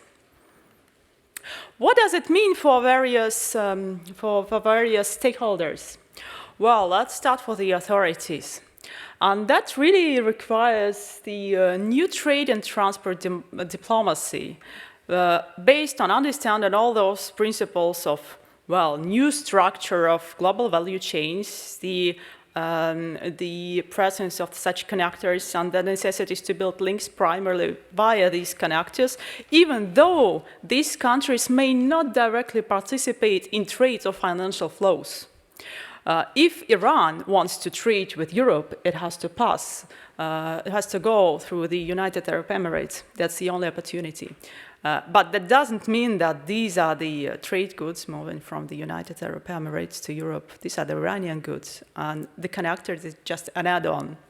And I would like to particularly emphasize the case of Central Asian countries, of course, and here once again I refer to Elena's speech. Yes, the landlocked developing countries are those suffering most from the increased cost of trade that we observe because of the crisis. And yes, these countries should actually act first, maybe with help of institutions from other countries, the EU notably, and we are going to hear today, hopefully, on the Global Gateway program, which is exactly about the links with the Central Asian countries. Another example of why should the new transport diplomacy be in demand on behalf of the authorities? Well, there is just an example of the possible connections in the Middle East region that has been actively developing, but which is drastically lacking all types of links. And this is a new vision, the railway vision exactly, and once again on the railways, that was just adopted by the Regional Assembly of the International Union of Railways for the Middle East. And here is, well, we tried to calculate the difference between the non-linked network and fully linked network. And the difference results in up to 85 million tons of induced trade flows. And of course, this is the case not only for the Middle East, this can be calculated for all regions, for all countries, and for all regions within the countries. Well, maybe coming more to practical things, the diplomacy, this is fine, and that is what we are more or less doing in our everyday lives. But then, how about the financing? What's the way forward for financial institutions? And, well, fortunately, there are still things that are stable. The number one are the transport links to extraction and basic production points. They are not moving despite the reconstruction of the global value chains because they actually stick to one specific point. The second is a new one, is financing of the regional cohesion in new blocks and notably in connecting countries, which will most probably benefit and which actually do benefit from their connecting role. And then the third point, which is, well, number two, once again, the needs of new globalization. This is something that has drastically changed. First of all, well, sorry to say that, but we have to forget about optimality. All those plans that decrease the trade costs for all participating parties, well, this is no more the case. In terms of geopolitical tensions, we need to think much more about alternativity, and I guess no country will ever try to stick to one only, I don't know, producer of any type of commodities. And the same for the transport and logistics routes. No more one option. So alternativity becomes actually the new optimality. And instead of having one corridor, what we see is kind of connection between segments, which need to be interoperable, seamless, and which need to have uniform financial solutions as well. Then, maybe it is important to note in terms of the EU activities. Well, most probably the uniform solutions proposed by one country to all other geographical regions will not be accepted. And so, because once again, the multi-optional interoperability can boost the resilience, and everyone will be focused much more on that. And finally, in terms of what needs to be financed, this is primarily the interconnectivity among regions, the geographical regions, and geopolitical blocks. That is what is lacking, and the countries themselves won't have the budget for that. So this is the key task for the financial institutions. Well, and finally, this is just to attract the attention of current and former governors of central banks. With the way forward for the central banks and much more national funds. Oh yeah, I stick here. Investing in new global connectivity as a solution to cope with inflation. That is exactly, once again, I admire the example of the EU. That is what is happening. Why can this work? Because on the one hand, the advancements in global links or international links for one sub-region results in decrease of trade costs. That is already a positive thing, and that actually allows less costly imports, less expensive imports. But then another thing, that these are the investments abroad, and if these investments come from budgetary funds or for any type of national funds, they do not substitute domestic private investments because they are carried out abroad. So there is both a place for private financing at home, and at the same time there are the benefits from decreasing the trade costs arising from the projects realized abroad. And this finally leads to two important things. Of course, the total factor productivity growth, which is not a new one, but also the slowdown of inflation. But one thing, this is feasible if what is actually presented before is considered, and if these investments are prioritized in the best way to cope with the new economic realities. Thank you so much, and finally I pass the floor. Thank you for this impressive presentation. I will have learned that we are living in a newly connecting world, and we have, and we have, maybe we can keep some keywords from your saying, like deconstruction, alternativity, resilience, among others. I will next give the floor to Bektemirov, whose presentation will specifically deal with connecting Europe to China through Central Asia, with a focus, hopefully, on Kazakhstan. Okay, thank you. I personally hate when people agree on panel discussion. When you have everyone agrees with everyone, there is no discussion. But it's very difficult because I 100% agree with what was said so far on this session. So I'll try to build on that, and I try to be a bit more, I guess, provocative, a bit more bold than I expected to talk like 30 minutes ago.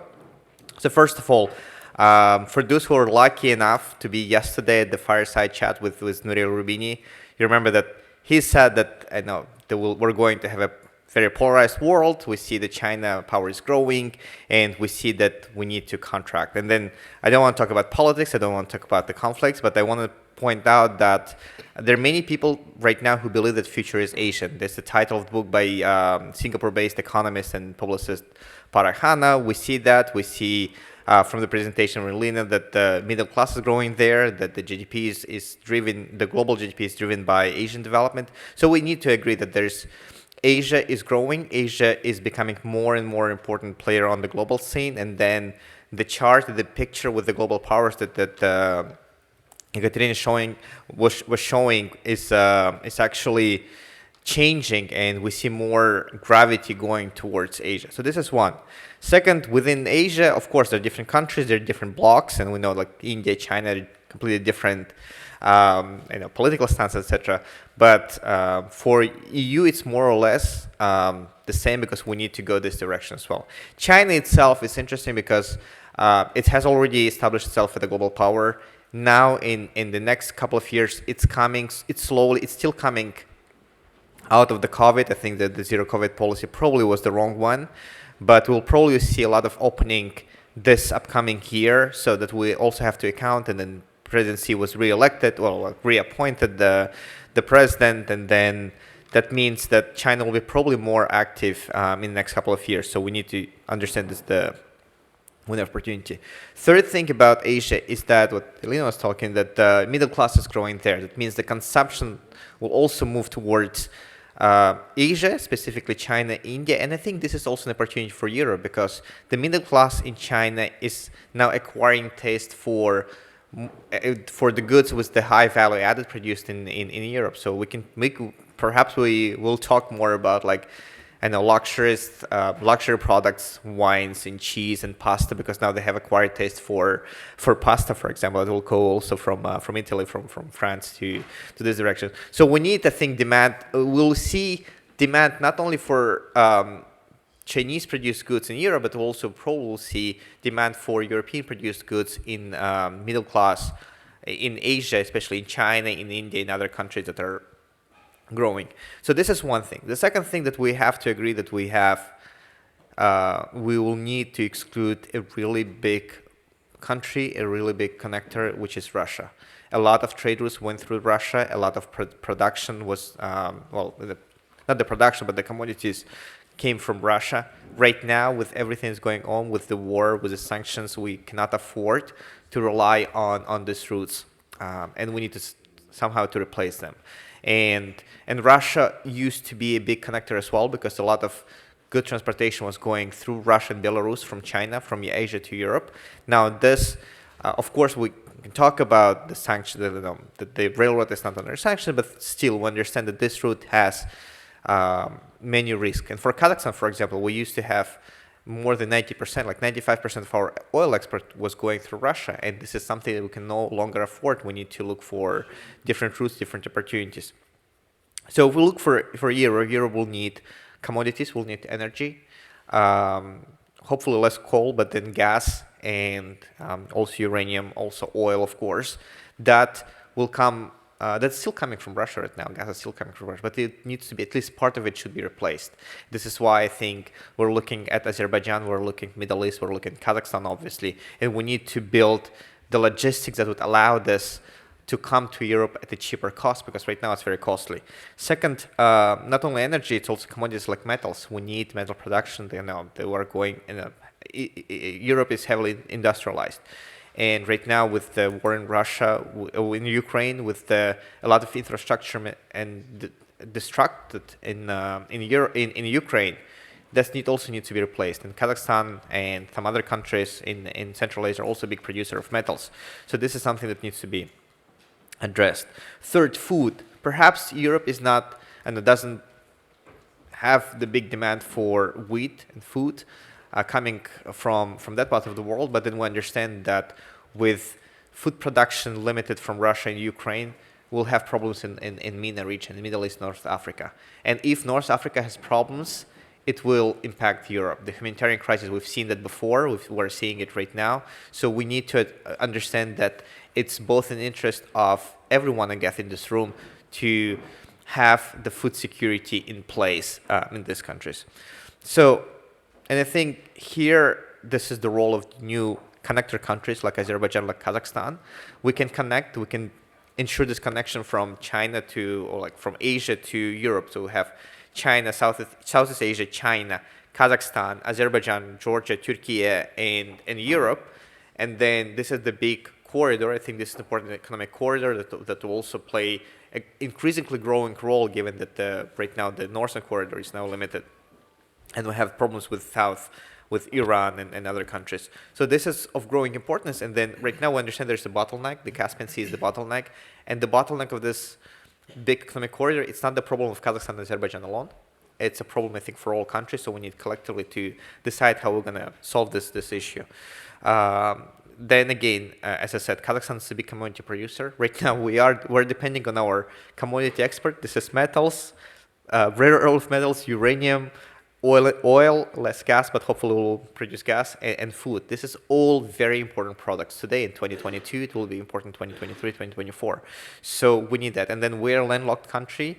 We need help. We need more international coordination. We need, and Nouriel Rubini was arguing that the coordination on the world level is right now, it's very disrupted, but I think we should find solutions. We should look at least EU Central Asia, maybe EU Kazakhstan, and right now it's just anecdotal that the President Tokayev was re-elected last week, had the inauguration on Saturday. On Monday, yesterday, he was in Moscow. Right now, he's here. He's meeting with President Macron as we're speaking. So this is what we're trying to do, is just to ensure the diplomacy and transportation infrastructure work in unison and add to this common good. And lastly, very, very quickly, on sustainability, I think this year we talk less about sustainability than we used to talk before COP26 in Glasgow, but we still understand that the maritime transportation, it's more difficult to make it more sustainable, but it's easier with the railroad transportation. That's one. Second, how Europe can help. I think we can talk more about dialogue. We can talk about what Ekaterina was showing on financing some needs. We need to understand that this the common problem, and solving transportation costs somewhere in Central Asia will actually help to decrease costs for Europe and for people in this part of the world. So this is shortly what I have to say. Thank you very much. Because we are running out of time, I will move directly to our final speaker, Ambassador Vlahutin, to address EU's approach to connectivity in general, and especially the Global Gateway Program. The floor is yours. Thanks a lot. Thank you very much. Thank you, Mark, for inviting me. This was super interesting panel so far, and as you said, it's a bit problematic where everything that has been said actually falls into place. But what I will do, my job was to look at the connectivity from the foreign policy angle. I will try to explain the evolution of thinking from the sort of geopolitical point of view, and some ideas and some solutions that we were thinking of in terms of the EU positioning on connectivity globally.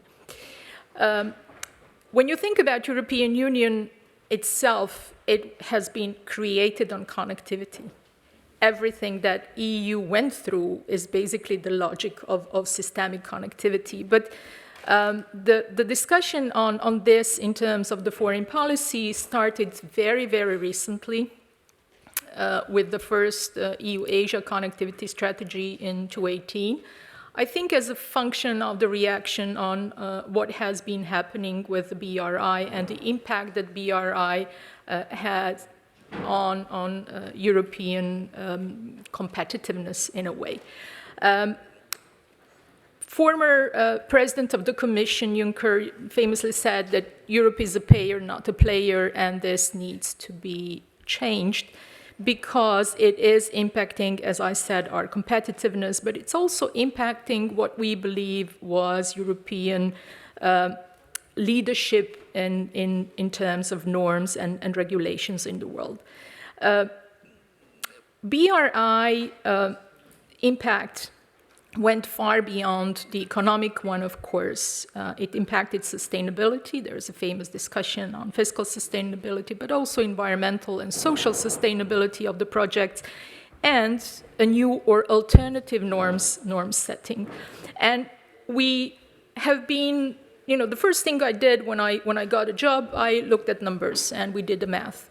And it turned out that in the same sort of budgetary cycle or budgetary cycle for the EU, so from 2013 to 2018 as the peak of the BRI, European Union, so European Union institutions and member states, basically gave the same amount of money as the BRI investments, with a difference that European money were grants and Chinese money were loans. But nobody knew, not even people in Brussels, for a number of reasons, but key one being that we are super granular, we come in billions bits and pieces, and we were not strategic. So you had major dispersion of this enormous wealth. It's around 75 to 80 billion a year in development assistance that you cannot see. And something had to be done. With the pandemic, it also became very clear that strategic infrastructure, which basically connectivity is also has a fundamental long-term security dimension. And we cannot think about it only as an economic issue or the growth issue, because it's, in a way, not only that it can be weaponized, but it defines, it creates, it designs the strategic context in which we operate through, the value chains, through trade routes, and etc. And the issue of resilience became incredibly important, diversification and resilience. And this is where also it coincided with our work on global connectivity strategy for the EU, because it really made no sense to be focusing only on EU-Asia, because connectivity is a system. It's not related to any particular location as such.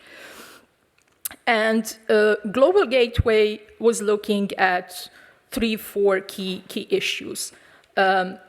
What we have been aiming to is to scale up European offer in different ways. First, to create an ability to partner with the private sector.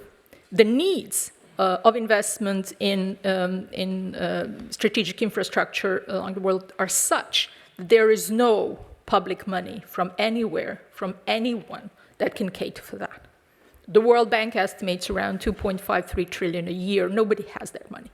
So the trick, if you wish, the silver bullet is, how do you make private business, private money trust you to come into the partnership and invest in this?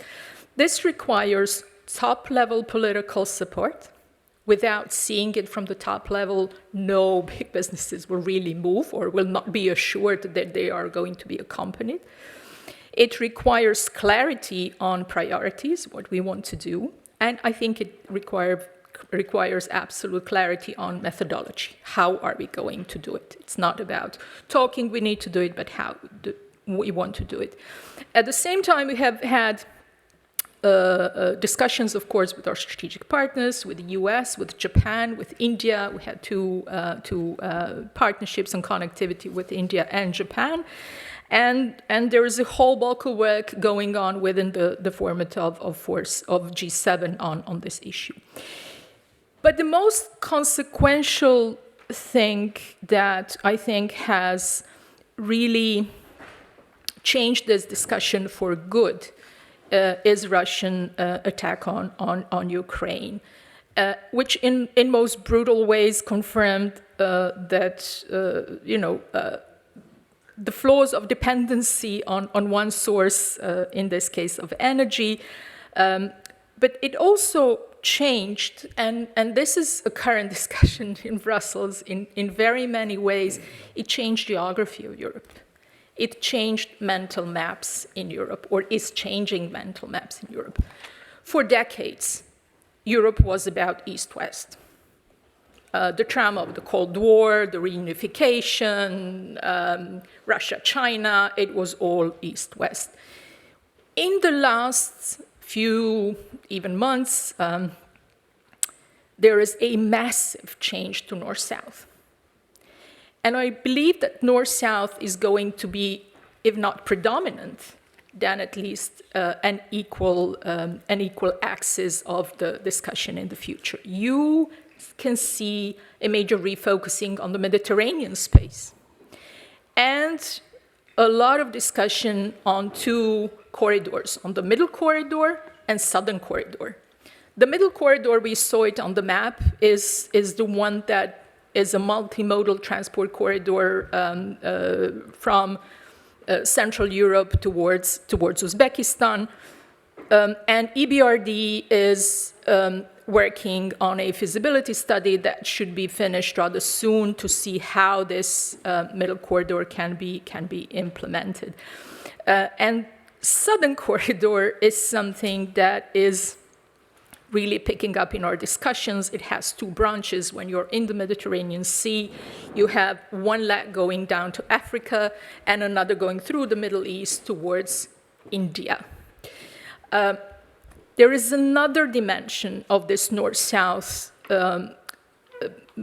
new thinking, and we heard a wonderful discussion yesterday about people, and that's demography.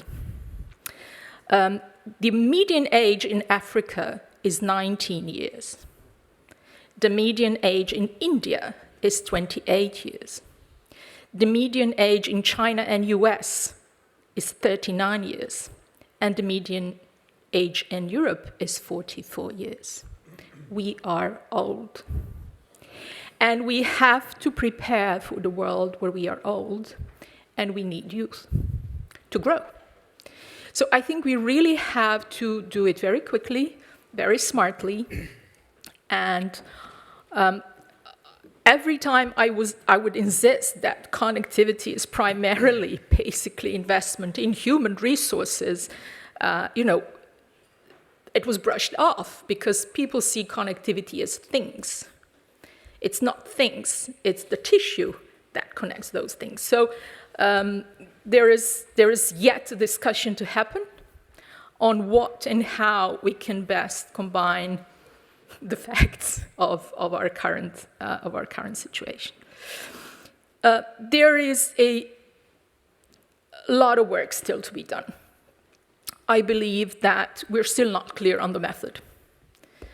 When you look at both US and EU approach, it's still development assistance approach. And I firmly believe this is wrong. I really believe this is about strategic investment, not about development assistance as we know it. Development assistance is an instrument, but it's not the overarching methodology that should be done. And I think this is the only way we can get everyone fully on board to trust for our possibility to invest in this transformation. The second thing that needs to happen, if we want to have a real impact, you need a scale. To have a scale, you have to pool resources. And that is something that is easier said than done. I already mentioned it will be crucial to see how to attract private capital, but I'm afraid that we are, in a way, trying to solve the problems of the 21st century with the 20th century instruments. And this is where a lot of thinking and a lot of redesigning will have to happen. Also, when 6, 8, 10 months ago, there was much more money in the world. If I am not wrong, about 1/3 of capital disappeared. I mean, it was a paper capital in a way, but it's gone. I read yesterday that Danish pension funds lost around 48% in the recent months. So our key instruments for doing this originally were thought of as guarantees, basically, with the idea that 1 billion, for example, of guarantees would solicit 7 to 10 billion of investment. We don't know. So we really have to put our brains together and see what kind of money there is, how it can be deployed, how quickly, how strategically, and how well. Export credits. There is a work in European Union on putting together our different capacities in terms of export credits. Just one interesting figure, annually European Union member states give 45 billion export credits. That's a lot of money. again, fragmented in different ways. There are some interesting things going on for example, in India in terms of specific funds for infrastructure on a large scale. I was quite intrigued by Canadian government bonds for the support of Ukraine, etc. So I think it's important to think on how best we can sort of reinvent or upgrade the new generation of thinking on how to do this. This will require a lot of internal change as well. European Union is not known to be speedy, and it will require a lot of foresight, I believe. So it's not something that can be done because you're pushed by the crisis. It's something that will have to be done because you're thinking two steps ahead. And that is not easy. But in a way, I always joked with my colleagues, if you don't want to deal with connectivity, connectivity is going to deal with you. So you better take it into your own hands and try to imagine what a world will look in 20, 30, 40 years. Thanks. Thank you very much. Looking at the clocks, I think this is time to give the floor to the people here. Do you have any questions? Yeah?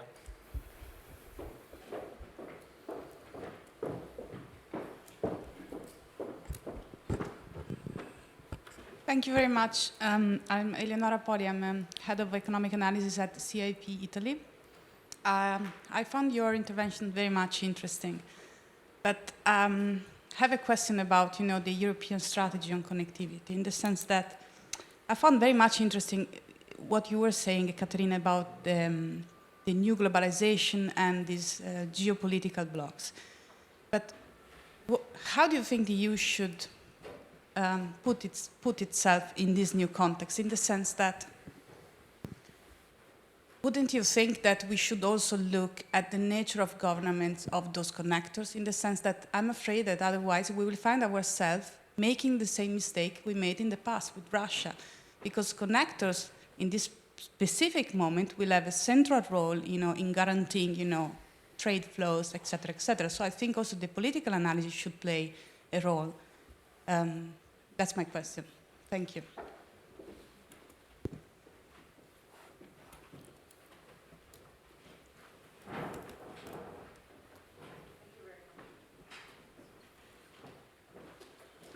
Hello? Okay, thanks. My name is Claudia van Zelle.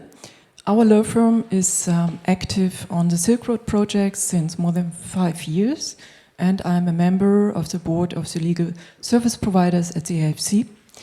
So just maybe I would like to add some comments as people on the field to the presentations. Our observations also working for Chinese and German investors on the Silk Road is rather the issue, the problem you face when you're in the early stage. Once you have the project ready to present to a bank, you have almost done all of the work. And the financing of early stage, to have the people on the field, that is a crucial point. Secondly, also there is still a lot of mistrust from German small and medium-sized companies in particular. It's easy when you come with big companies, but it's much more difficult with small and medium-sized. However, German company is based on small and medium-sized economy. So there's still also a mental issue of communication and trust building to face. And that's why also it's not only about the money at the very first place, is to communicate on the region. And I have to say just that many of our German partners still have more trust in cooperation, as they probably have more experience with Russian companies and Russian businessmen than with Central Asia. We have been advised in projects, in particular in food and logistics.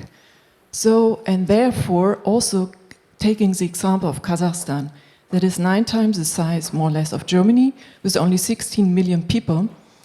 A big issue is also education and having the people at the place, and also to work with Kazakhstan and with Kazakh people, and not coming just as an investor overrunning. And there might be also a different perspective how German investors are developing projects and to Chinese. This just for some short complementary comments. Thanks.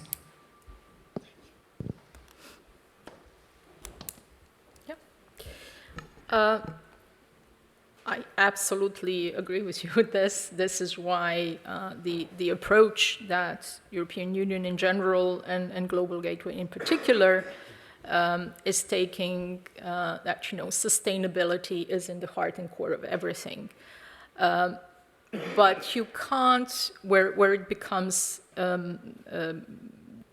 interesting is you cannot just talk about it. You have to put real scaled investment behind it so that in a way all the sort of regulatory logic from transparency to social sustainability is seen in real life, not just talked about. And I think this is where insisting on very concrete projects is super important, because people have to see that this is something that works to their benefit. And this is exactly where, we always say connectivity is not value neutral. How you do projects themselves are not value neutral.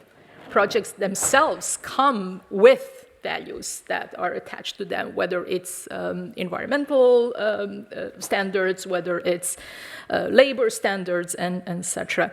And it really is a number of wins for the EU, if you wish, because what we have also seen, even in the most immediate neighborhood of the Western Balkans, is that the practice of Chinese investment has been downgrading the normative sphere that we have been trying to upgrade.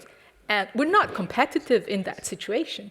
We don't know how to work in, or we are not allowed to work in that type of environment. So there are a number of things that we need to look at this.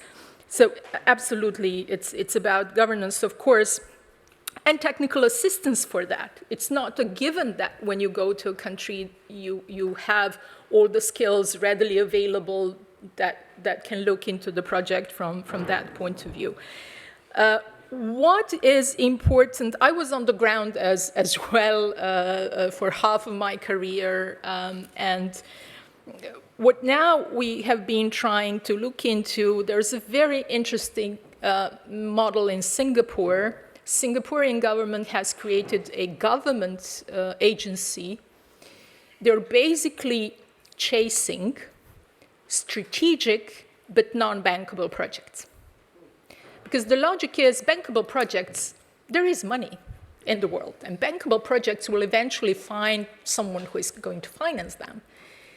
But quite often, you have existentially important infrastructure projects that are just not bankable. You can't, and the long-term growth of country depends on them. So what they are doing, they're looking at this margin of non-bankability, and then they're chasing sort of de-risking investments or elements, whether it's a large grant portion or credit, export credit or guarantee, etc. And I find that very, very useful, but they're very proactive in that. And one final thing that you mentioned, small and medium businesses, that's crucial for European Union, is not easy. It's not easy. I've been part of many discussions and panels in Germany with businesses, and one of sort of the frustrations that come out, people would say, why can't we do it as China?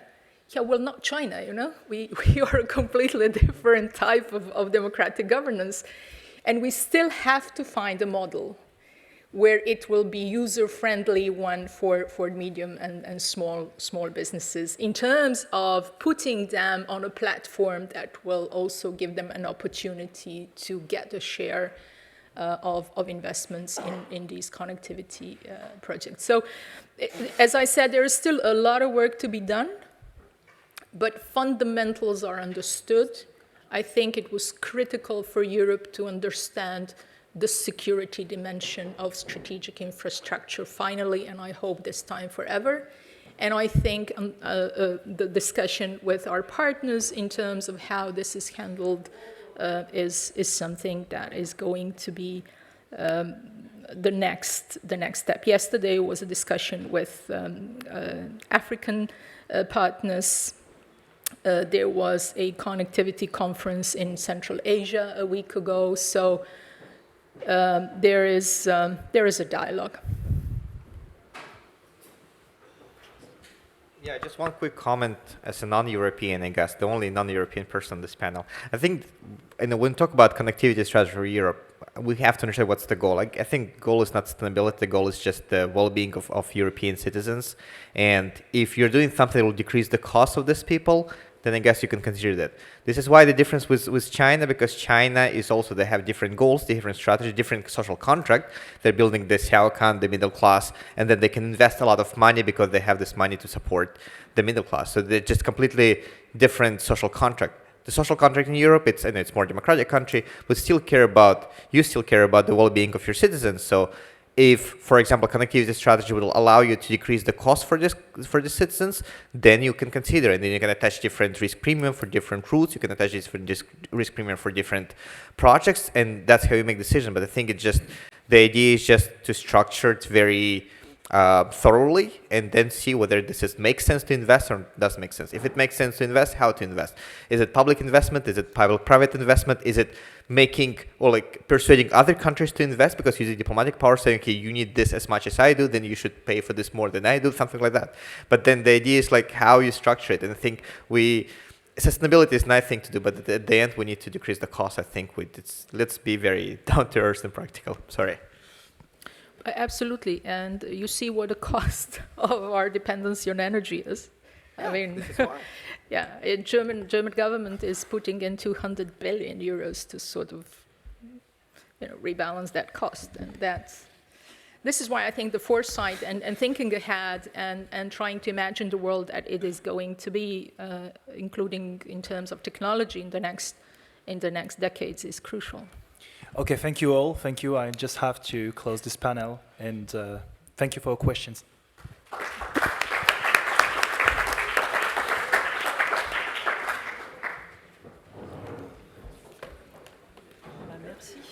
Merci à vous, c'était très intéressant. Thank you. Very nice. Thank you. Pleasure. I need about present. Yes. So we can have a couple. Perfect. No, but I will send you an email. Yes. Интересно было все. Мне кажется, очень плодотворно. Thank you very much. Вы начали говорить, что вы работали в каком-то международном дипломатическом чего-то. Да. Больше там не работаю.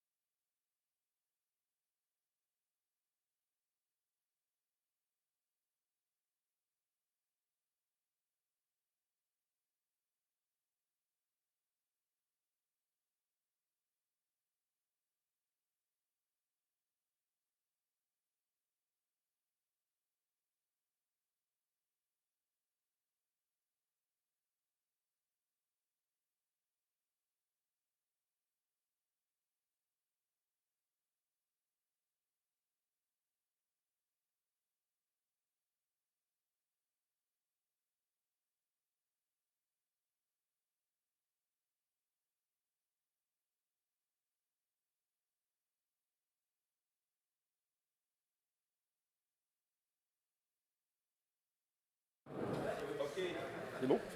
Okay, if you can take your seat, please. Okay, let's start the next session. And we will have Professor Young joining us online. And Governor Carlo Monticelli will be sharing the session. Thank you.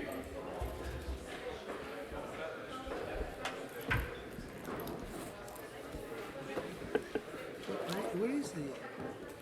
It's only... Is in video in front of the... I don't know. I understood that there is somebody on video. I'm not sure. I didn't understand who is on video. Yeah. Chiediamogli un attimo perché... Sì, Chinese... Allora, io ho la presentazione, ce l'hanno. Sì, ce l'hanno. Poi è pronta, Ecco. per fortuna, almeno quello siamo riusciti. No, ma voglio sapere... Dov'è? The professor, what is happening? Who is on video? Is the professor on video online? How does it work?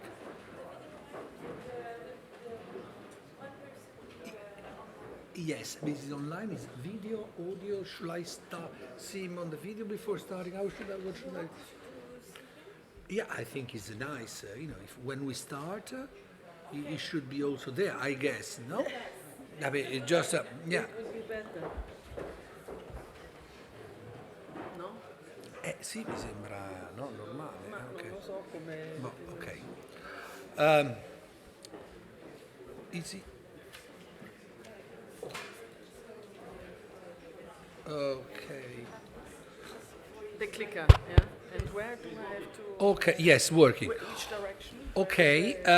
It works. Good morning, everybody. Let me start just thanking so much the organizer for this very timely conference and for suggesting this panel, which is touching really on a crucial topic about the dialogue of continents. Namely, it is discussing whether we are moving towards a more fragmented global economy. Indeed, we are asking whether we are on the verge of an interruption of globalization. But before going to the matter of substance, let me just briefly introduce our panelists. And the first point that I want to make is that it is quite important to notice that we have three people and three continents represented. And indeed, they just embody directly the notion of a dialogue of continents. I'll be very brief because we are short of time. So I'll start with Professor Yao Yang, who is the Deputy Dean of the National School of Development of Beijing University, and is a scholar in international economic and political relation with a quite impressive string of academic papers. Madame Antonella May Pochler is an entrepreneur that serves currently on many supervisory boards, both in Germany and Austria, and in international concerns like Assicurazioni Generali. Before doing that, she was a senior advisor for the Boston Consulting Group and an advisor to the Federal Chancellor of Austria. And she has been quite active in the international debate. Last but not least, we have Karim El Ayouni, who is now the executive president of the Policy Center for the New Thoughts. And he has really a very distinguished career struggling between national institution, the Central Bank of Morocco, and international institution like the World Bank. Now, let me just give a few words of introduction to set the tone of this important discussion. And indeed, the point that I want to make is that, in a way, having in other times we would call it an imperialistic war disguised as a preemptive defense, and this is the narrative of the Russian aggression. Well, an episode like that is not new in history. We have seen it many times. In the First World War led to a period of huge fragmentation of trade. Indeed, you have many economic historians calling that period between the two wars the end of globalization. And indeed, if we think to achieve the same level of capital mobility that we had in 1910, well, it took basically 80 years, 80. Now, my contention, which I would like to just put forward to the panelists, is that this time is different. And I deliberately make a pun on Rogoff and Reiner's book because they mean it. They had the title to think that this time the great financial crisis was not different, but this risk is different for two reasons. First, because we have a level of interlinkages from an economic point of view that are much, much stronger. And hence, the potential loss, damage to global welfare of another end of globalization, let me put this, are much, much greater. The second is the issue of global governance. With great financial crisis, we moved from a G7 to a G20 governance. It is patchy, it is not working well, it is in the making, but it is there. So I beg to disagree with my friend Nouriel. We are not in a G0 world of anarchy. We are in a world where there is a common interest to be, a regime to be preserved, as Peter Cannon would say, with a power struggle between the big players. Now, Russia was a part of this game, but decided to go out. And it should be noticed that it was only a limited partner in this game because its integration was only based on the trade of commodity. The benefits were just the monopoly rents selling commodities that accrued to oligarchs and cronies. So in a way, the population is not being hit that much by sanction because they were not really benefiting that much from the fact that with globalization in 15 years, by and large, the global GDP in PPP terms nearly tripled. So, we had 2.5 billion people getting out of absolute poverty. So there is a boon of improvement, material improvement, with issues of inequality and so on and so forth, that has been creating welfare to an extent that there is never happened in economic history. Now, this is being jeopardized with the risk of coming really back to another end of globalization. And I would really ask our distinguished speaker to share with us their views on this risk, and to from their special perspective. I would suggest to start with Professor Young, just going on the issue of the decoupling of trade and the weaponization of trade. How much of it do we see it now already? How much do we see it moving forward? To Madame May Pochler, I would ask to really look at the issue of reshoring, friendshoring. How much do we see it in actual numbers, and how much do we see as a threat of the global supply chain that were an important technology innovation, as Richard Baldwin has stressed over and over again, in creating this wealth. And finally, there is the very important issue of North-South. As we were discussing in the panel before about connectivity, but here in terms of trade and geopolitics, we are used to discuss this issue in terms East and West, but possibly we wish now the real challenge will be to address these issues in terms of North and South.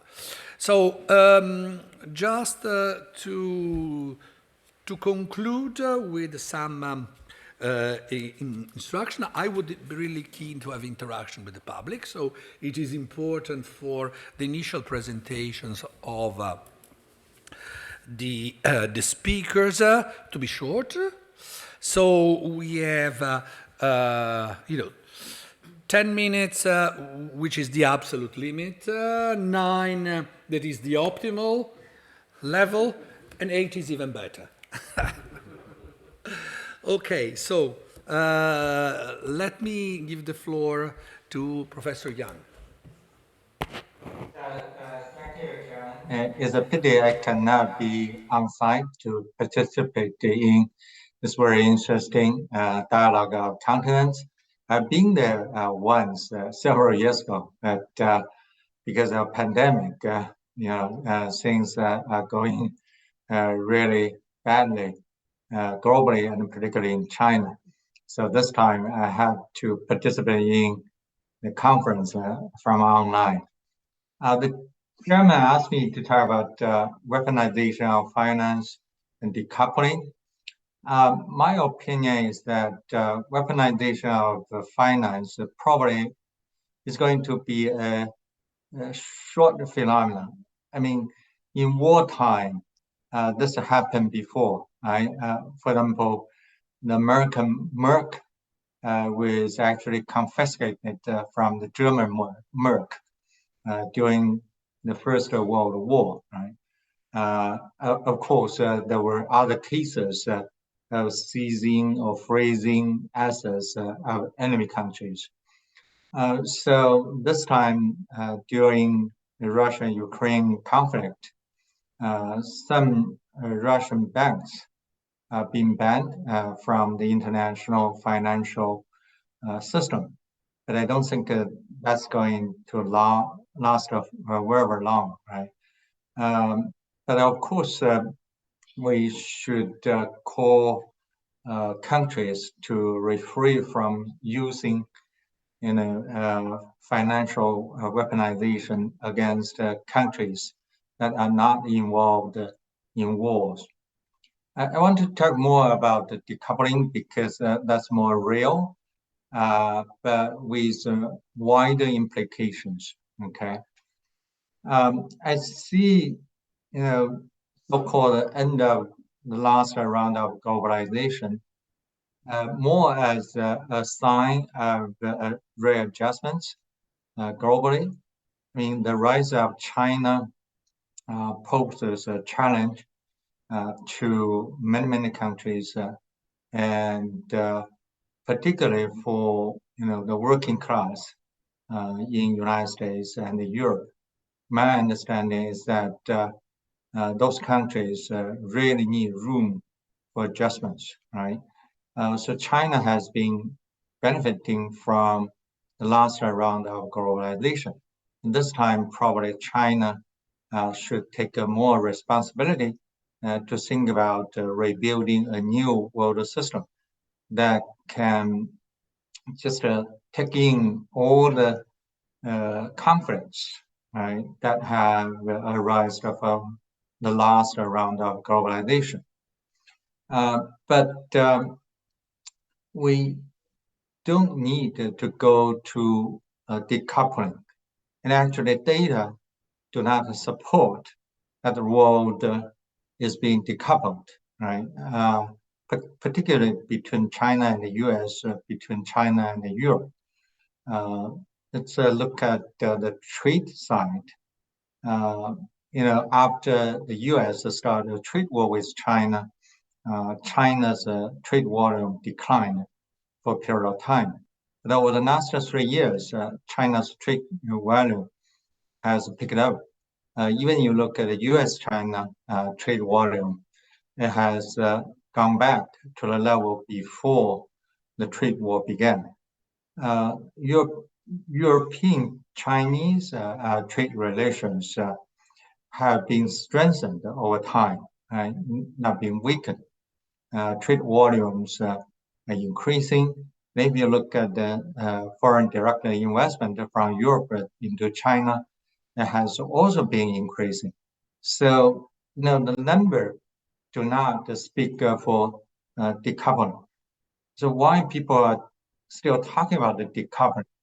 I think there are several reasons.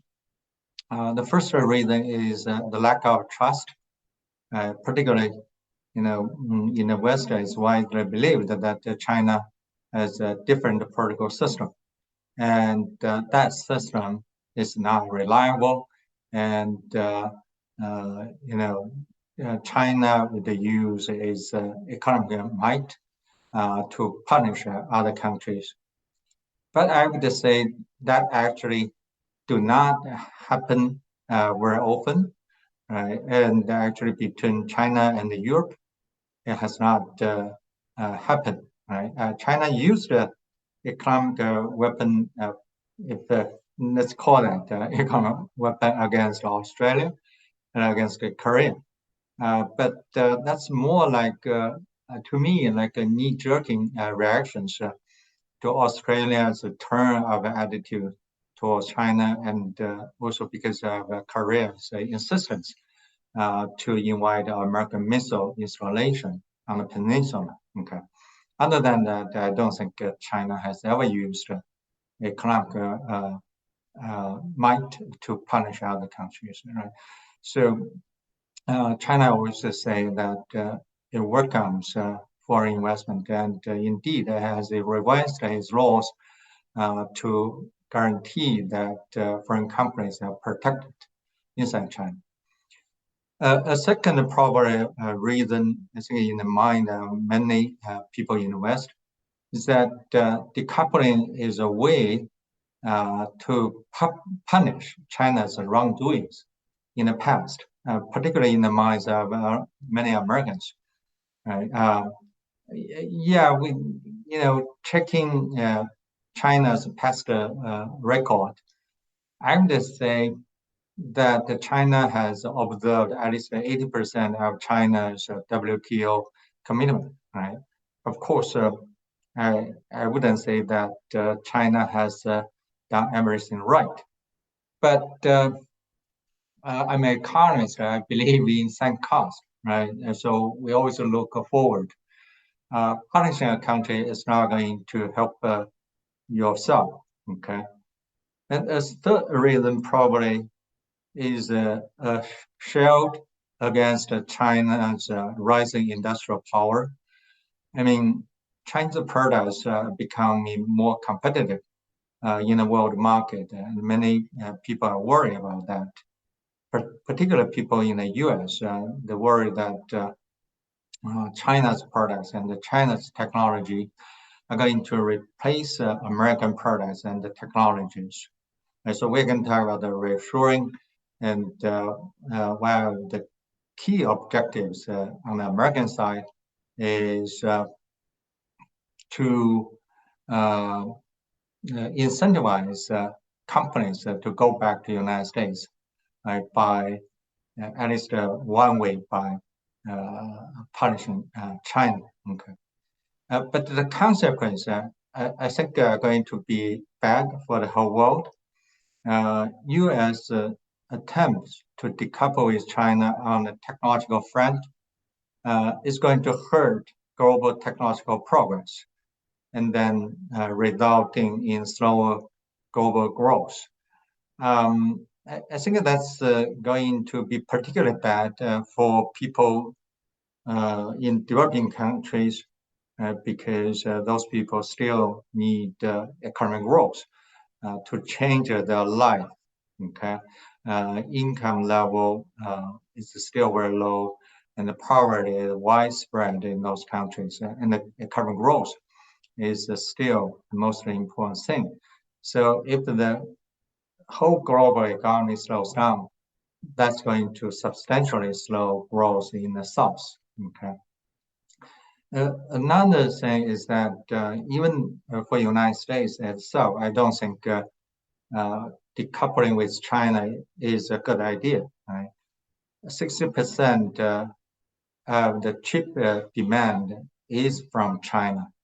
So you can see after U.S. issue all the laws to incentivize companies to go back to the United States and ban their export to China, their share values declined dramatically. Right? So the market is voting no to American policy. Okay, and on China's side, China feels the pressure, and China wants to develop its own technological capacity. And we can see China has increased substantially its investment in the chip industry. Right? So in the end, probably we are going to enter this dangerous situation in which we're going to have two parallel technological systems. That's going to be bad for everyone. So let me stop here because of time. I think we're going to have more time to discuss afterwards. Thank you.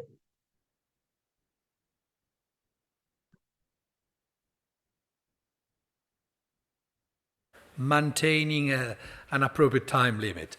And I'm sure that Antonella will raise to the bar both in the quality of her comments and in sticking to the allotted time, notwithstanding the fact that she has a presentation that we all look forward to.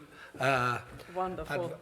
So I'll start right away. So thank you very much, and thank you to the previous panel, because you set the scene very, very well, showing us that connectivity has to increase. And let me just start. I take a business perspective. I'm in various boards, energy company board, an insurance company board, a retail company board, and a communication company board. So I have various perspectives, but I want to take the perspective of business leaders and start perhaps with the point that if we want to create an anti-fragile world, you know, in the Nassim Taleb definition, I think that we need to create a hyper-connected world, not a lower connected world, a hyper-connected world which allows reconfiguration of connectivity as, you know, as conflicts emerge, as situations emerge, to be able to react and stay resilient. So I think that working on connectivity is an essential challenge that we need to work on. But also, we need also to see what is not there now is not relevant for companies in their planning to the 5- and 7-year time frame. So what I will talk about is the reality of business leaders, how they confront situations. And when they confront situations, you know, what do they see? You know, I think that there is the so-called new normal. Everybody knows about the new normal. It's geopolitical tensions, and the tensions come up everywhere in an unexpected way. You have supply chain bottlenecks. They were mentioned a lot. You have soaring inflation and also, you know, inflation, stagflation, rising interest rate. And if I think, that one and a half years ago, we were discussing about the low for long, and now we are high for long. I mean, speaking about interest rates, And then we have decelerating growth. That's one point. And then we have sort of the typical, media discussions. The world is flat. No, it's the end of globalization. We heard it yesterday. No, we had conspicuous consumption. Now we have responsible consumption. We had the dominance of baby boomers. Now we have Generation Z, which is very, very motivated in a different way. We spoke about the end of work, and now it's the end of workers. We don't have enough workers, particularly in the West. We have the end of history. Now we have the beginning of a new history, the Zeitenwende, as Chancellor Scholz said. So we have a very different situation, and for company leaders, the key question is, and the key dilemma is, how can we build resilience and promote sustainability while maintaining cost efficiency, high service level, and growth? I mean, that's what the business leaders are concentrated on. I mean, they, when you ask them, where is energy going, where is regulation going, say, well, just tell me what the situation is, and I cope with it, but don't change continuously the rules of the game, because I just want to play in the set of rules. So defining the rules is quite important. So the question that a lot of people have is how to redesign the network, how to redefine the sourcing strategy, how to adapt the planning and inventory management, and how to build product and engineering flexibility. And just to give you an idea, what is the redesign of the network challenge? It's about not having single points of failure. So that's why I'm saying hyperconnectivity is helpful, because we do not want to have single points of failure. One needs to increase redundancy also in terms of sourcing. One needs to shorten the supply chains. We spoke a lot about backshoring, friendshoring. That is something that sounds very good, but reshoring is a major, major act of change for a company. You cannot reshore quickly, so you can only take a 7 to 10 year view to really reshore. On the short term, you can just import, but reshoring is something more challenging. So, and you need to redefine the sourcing strategy by having a much more integrated view. What do I mean by integrated view? You need to fully factor in the sustainability topic. And actually, we have in Europe particular challenges, because we don't know if we will have a carbon border tax. This is, sounds good, but is not, sounds good, but I don't want to divert too much, but it's very complicated to implement in the right way. We have the Supply Chain Act, which is an enormous challenge. Take a company like BASF with 15,000 suppliers. They need to control the whole supply chain of 15,000 suppliers. So major challenges. So at the moment, instead of having connectivity support from a European standpoint, we have a decomplexification of sourcing, and that makes things much more difficult. So, but in a sense, for a company, it's quite important to have a fully integrated sustainability view.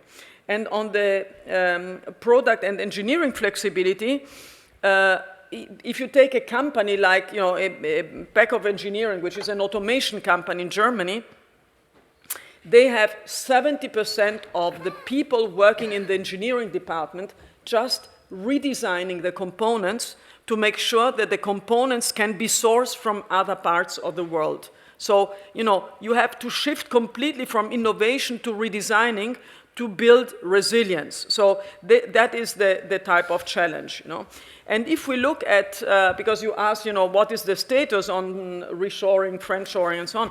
If you ask, the top 160 companies in Europe, how resilient are you organized already? Only 10%, really have been reviewing the whole setup, and 90% still need to work on building resilience. So this is a major effort that needs to be done. And now in building resilience, how do you work on it, you know? And you know, you rightly said we should not just speak about the end of globalization or decoupling as being the new normal. I think that we need to look at scenarios. Every good manager has a view of scenarios, and these are the scenarios that we usually discuss with companies. So one scenario is back to the future. Sounds unrealistic, but could come, you know, major powers see the benefit of global cooperation and minimize military conflict. I mean, the sort of the age of reasoning, I would say, and we go back to the future. But it could be also be that we go into a tripolar competition, much stronger tripolar competition. We saw some elements of that with a new balance of, you know, non-aligned countries being a third bloc, and also, you know, reconfiguring around the three poles. We can have a limited stalemate, you know, where you know, where China keeps distance from Russia, but everything is pretty much on stalemate, or we have a global escalation. You know, and this is something that a little bit, you know, Nuril mentioned yesterday. So these are the four potential scenarios, and depending on the scenarios, you need to reconfigure your supply chains in a very, very different way. And so, you know, when we speak about resilience, the resilience means that you are prepared for different scenarios to emerge. Now, You don't have many more than 2-3 minutes. I have the time exactly in front of me, and so I can see how long I'm talking. You know. Good. So I didn't see that. You know, and if these are the scenarios, you know, for those who like to make a picture of the scenarios, I just give you this, but not discuss it. You know, so if you want to see what do these scenarios mean. So you can take it. I don't need to discuss it. You know, these scenarios have an implication on what companies want to do. And I want to, now that you have taken the picture, I would like to come to what does it mean for trade flows and where people are, you know, how people are reconfiguring the supply chains. And I would like to come to this picture, which shows where is the trade flow going? And I think, you know, you might find some surprising elements. So pretty clear that there is a change in trade flows, but as you see, if we ask the companies, and we asked, you know, the 160 largest companies in Europe, there is in global companies, not European companies, there is an increase in global trade value. And I think that is the important thing, you know. They expect that for the next 10 years, there is an increase in trade value. So we do not have a decrease in value, but an increase in value. And secondly, of course, there is a shift. And the major shift is that there are three blocks emerging. And let me come to the last slide, you know. These are the three things that we see, you know. We have clearly the Russia-West fallout, where companies are looking for alternatives, but because of non-existing connectivity today, I think it was mentioned in the previous panel, you know, we cannot substitute a lot of the Russian activities with the eastern states and with the southern part, because if the connectivity is not there now, it's not going to be there and existing for 2030. So that cannot be substituted. So what will happen, in our opinion, is that you have new China dynamics, and there will be still an increase in trade, also with China and also from the US, but a shift in type of trade, less strategic trade and more non-strategic trade, and an enormous growth in ASEAN activity, because that is sort of the friend-shoring activity that a lot of companies can do, particularly the German, French, Italian companies that can do to substitute and to make the supply chain more resilient towards China. So I think that that is a little bit of that, and I'm 1.5 minutes over, sorry. Okay. No, thank you for providing us with this very interesting chart that is possibly more, if you will, optimistic than the mega threats that we were pleasantly discussing last night. Please. Thank you. Let's see about North and South. Thank you, Chair. Pleasure to be here. I have 3 points. The first one is a little bit of context, and I think it was mentioned here and there during the day. Second, what the research is telling us about this fragmentation and how we perceived it. And the third point will be about how we see this, I would say, from a new South, global South perspective. On context, I think there were already ongoing trends before the Ukraine-Russia situation, war, in terms of the cycle of the global economy. There were issues of global demand was already high, putting pressure on some sectors. And of course, the context is of multiple geopolitical shocks and tensions, and also internal challenges in society. Let us remember the challenges to democracy and all is going on in advanced economies. All this is creating a mood, and I think as economists we are not well equipped, in fact, to explain in a sort of consistent and global picture what it means and what are the consequences on the functioning of the economy, but it's creating a mood in public policy, and it's creating, of course, a mood in societies. And societies have demands, again, COVID, demand for a functioning, efficient state, protective state, insurance. Let's remember that reducing costs and creating resilience means insurance, it's costly, but there can be social preferences. So I think there's a general mood that creates this notion of, view that this is the end of globalization, a fragmented world, etc. What the research is saying today, I mean, using economics, is basically you take a country like Morocco, basically in terms of value added, including in gross exports, we're talking 31%, which is quite high. It's the level of ASEAN countries. So we are highly integrated through FDI, in particular with Europe. And we're not seeing breakdown in value chains. We're seeing it in one sector, the automobile sector, where there are difficulties. And of course, anything that has to do with semiconductors that are integrated in those value chain. So for the rest, the story is basically not much. So let us not also here generalize the situation in terms of let's say the breakdown of value chain, companies reviewing everywhere. I mean, there are sectors specific, as you mentioned, in national security, conductors, etc. But I don't think this is a general story. Maybe it's the end of the happy days of globalization, where we didn't, as economists, have to worry about politics. But politics is back, and it makes it much more complex.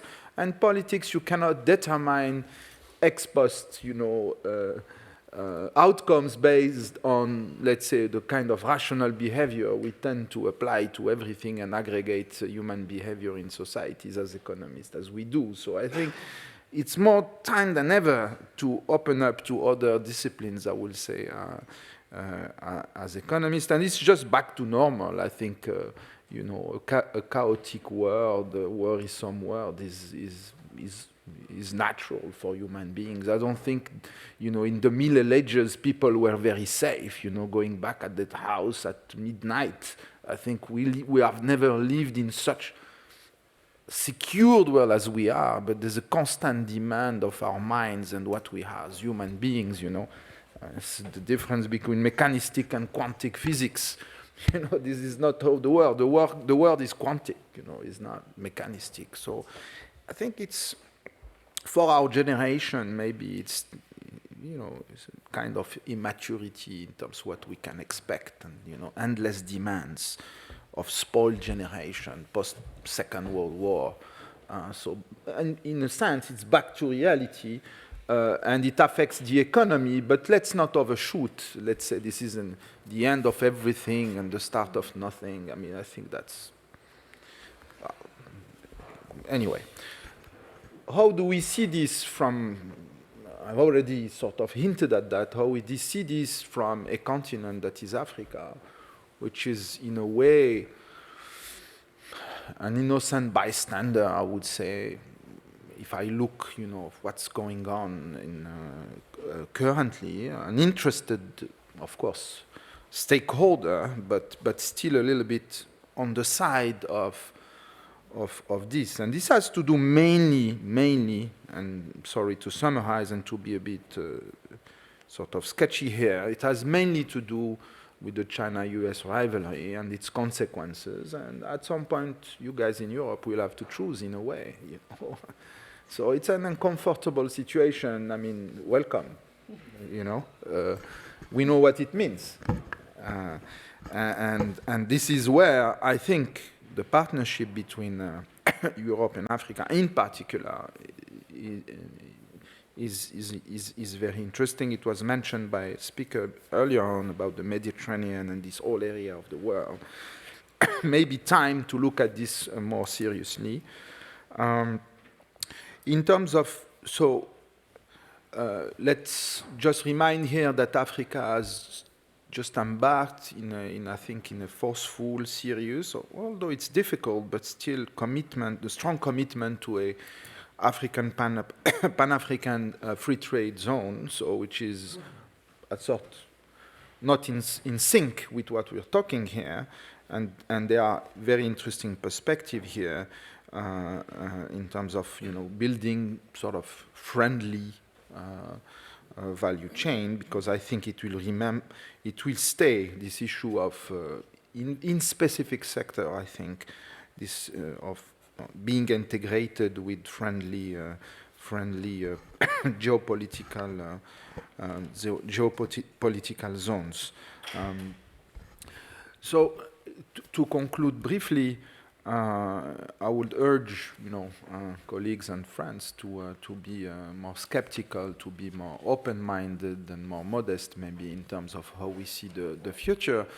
And I think in those kind of situations, there's only one thing, I mean, that managers know well. It's to intensify dialogues, intensify the discussion, try to avoid misperception. And to avoid misperception, you need to over-communicate. And I think this is where we need to thank Mark for creating such spaces where we can also converge in our minds and spirit, and also, you know, to sort of detect the, you know, understand the different mental maps, because this also has a lot to do with, you know, egos of politicians. It's also, you know, it's human. You know, geopolitics is incarnated by people. It's not something completely neutral. It's us producing this kind of behavior. And this sort of wisdom in Africa, I think, on the continent, for many reasons, and it's too long to come back here, but that I would, you know, encourage particular European and North American friends to intensify their dialogue, their commitment in Africa, for two also obvious reasons that can be very materialistic, I would say. The first one is you need friends. The second one is it makes sense. And this was also said, you know, this morning, about investment in infrastructure and recycling the excess saving that you have in advanced economy with the demographic that you have. It's good returns on investment to sort of a big push in infrastructure in Africa. And the second one is greening all that. These are the two sources of growth for the future, and they are here, they are at hand. And I'll conclude on that. The acupuncturist, you know, when you have a headache, it doesn't plant you a needle in the middle of your head. It plants it somewhere else. So sometimes the solution is, you know, to take a step back, like in soccer as well. You look at what's going on and you find the solution as well. Don't get upset by, I would say, and that's maybe a risk that we have currently in the policy making at the global level, to be obsessed with a situation, a risk, and to forget that the solution might be actually elsewhere. Thank you very much. Well, thank you so much for these very stimulating presentations. And now is the time to hear your questions, but I would want to share with you one thread that I recognized in all three interventions, namely the question of resilience.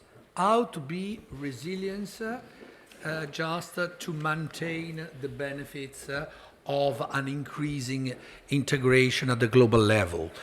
And resilience at the firm level, resilience at the level of connectivity in terms of just structure that allows financial and goods exchanges, and then finally resilience at the geopolitical level, ensuring that one of the three scenarios, which in a way can be seen, well, there are four, because four is end of connectivity.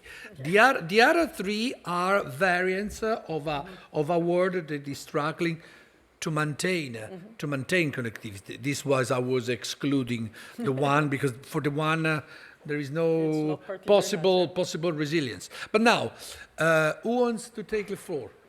Jacob.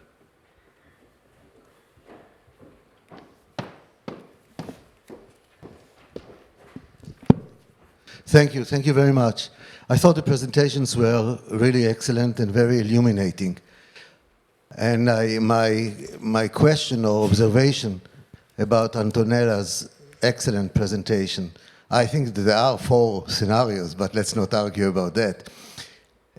I noticed that the chessboard that you had for the limited stalemate, all the tools were still in place. The game did not start. And I think that this is the reason, this brings me to the question. Once you start moving them, are we going to still have those 4 scenarios when we are talking about moving across scenarios? So the question is, once you decide, or one decides, that he or she are in a specific scenario, and he builds the structure that will be appropriate for that specific scenario, then it's going to be an extraordinary mess to move to the next scenario and the dynamics that leads between scenarios. So I assume that those are not just 4 independent scenarios, but the path that connects one to the other depends on where you start and how those tools on the chessboards are moving. Before leaving the floor for you to answer, I would like to collect a couple of more questions. Please, yeah. 2 things. To our friend, professor from China, he said something which is crucially important, that decoupling is not necessary. It even pointed to, let's say, an unhappy outcome. So I would ask him if he, in a more specific way, can tell us what would be instead of decoupling. And secondly, about resilience. This is something I work with all my professional life, not as a politician. We know what, maybe, we know what is to be resilient, but do you know how to build it? Because to be resilient means to build the abilities in order to cope with unexpected shocks. Unexpected in time, duration and intensity. Do you really know how to do that? You pointed to scenarios. Fine, scenarios.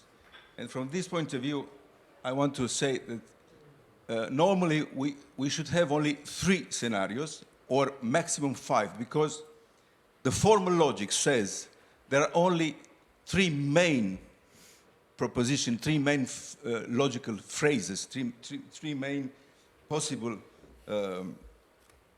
statements. Necessary truth, contingent truth, doubtful, these are the main one, plus the false contingent and the false necessary. Beyond 5, it's stupid to build more. It doesn't make any sense from the logical point of view. So, do we really know how to build resilience? Good. More question before I leave the floor? No, please. Then Antonella, and then Yao, please. So thank you. I don't know how. Perhaps you need to switch it on. Yeah. So I will link the two questions actually, because I think that they are linked. You know, the question is about how do you sort of navigate the waves of different scenarios, you know, and how do you serve them, you know, from one to the other. And I think, you know, just to reframe, you know, what do you need the scenarios for? You know, the scenarios are mental, I would say mental helps, you know, mental frames that you create to pressure test your situation, to pressure test your structural setup.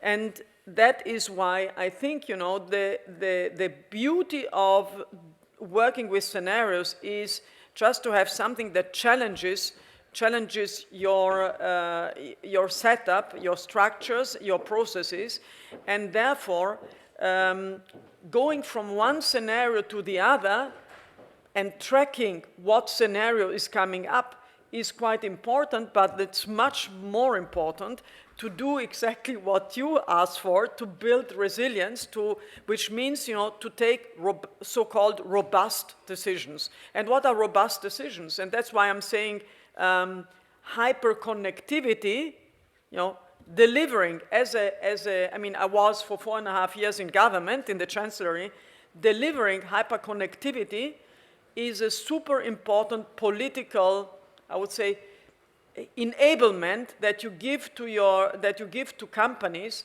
to be able to react flexibly depending on the situation. And if you do not deliver that, if you do not have the hyperconnectivity, it's very difficult to change from one to the other and to react from one scenario to the other.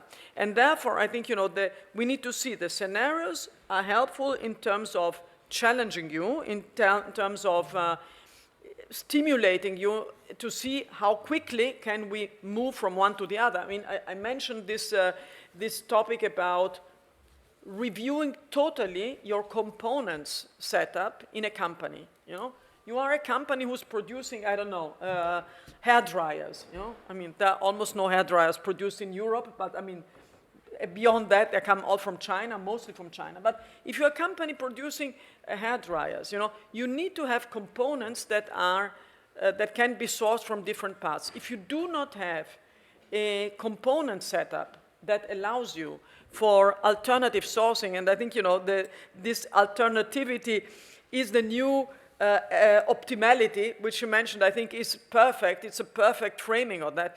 You need to build alternatives so that you can move from a world where you source from, I don't know, from China to a world where you source from Vietnam quickly, you know, where you cannot retool super quickly. You need to have the tools for standard components. So you need to have a certain part of components which are total standardized and just very few which are your components, which you then produce either French or, you know, near, or you produce them in your own company. So, you know, and just I finish with another example: bicycles. Yeah. Yeah, no, but bicycles. You know, there has been in the COVID time there has been an enormous increase in bicycle demand. bicycles, there was an enormous shortage of components coming mainly from China and Japan, by the way, because the gears are from Japan. Now, if you are one of the largest producers of bicycles is in the Netherlands, how do you do that? You need to start to have some critical components which are locally produced, or at least you produce in Europe, that you can source, and reduce to the max those which are imported. This is something that takes a lot of time because you need to retool. So I think that resilience, building resilience, I agree with you, is super complicated. It's a long journey, but scenarios help you to challenge yourself and to work on it. And I think, every company who has a major, particularly in Europe, is looking at it now in order to be able to not to be caught on the wrong foot when the next shock is coming. And the next shock is coming. I mean, that's a new normal. Okay, on the other hand, talking about resilience, you need to ensure, but over-insuring is very expensive. That's the other thing.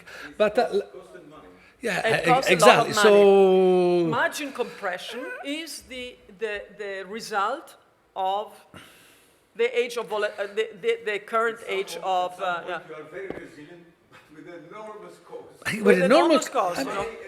It's like the Swiss who had very expensive cellars because they had to work as a nuclear shell. But then you are broke. Yeah, please. Oh yeah, I would like the word from China, please. Yeah, I think this is, the discussion is getting very interesting. I'm a little bit surprised that, people here on this panel is talking about the decoupling and also resilience in such a deep and kind of an urgent mood. To me, I really don't think we are entering that kind of world that different blocks are going to separate in the future, right?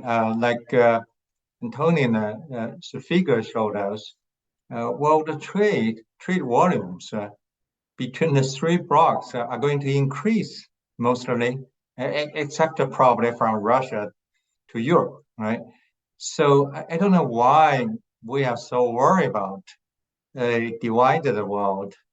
I mean, if we believe that the world is going to be divided, then a divided world probably is going to come, right? So it's a really seems to me that ideas are coming ahead of reality. I think we need to do a reality check first. And my reality check tells me we are not being separated, okay? And just like our chair reminds us, to build the so-called resilient system is going to be really costly. And the fruits of the International Division of Labor are going to be lost. And I suspect that companies are going to do that. It's too costly for them, right? The current world trading system and the innovation system has become more and more efficient. I think it is our every bit of effort to preserve this system instead of talking about preparing for decoupling and build the so-called resilient system.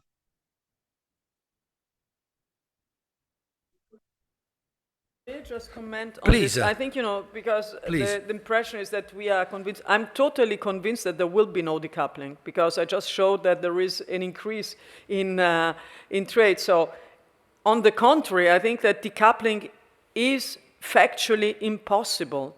It's just that it's a reallocation of type of goods. Some goods will be decreased. I mean, there is the dual circulation strategy in China, and we need to recognize that that's a strategy that China is following, and we need to respond to this dual circulation. And the dual circulation means that certain products will be insourced in China and some other will be outsourced from the rest of the world. And therefore, we still think that there will be an increase in exports, for example, from the US to China, but on other goods, not on the critical goods.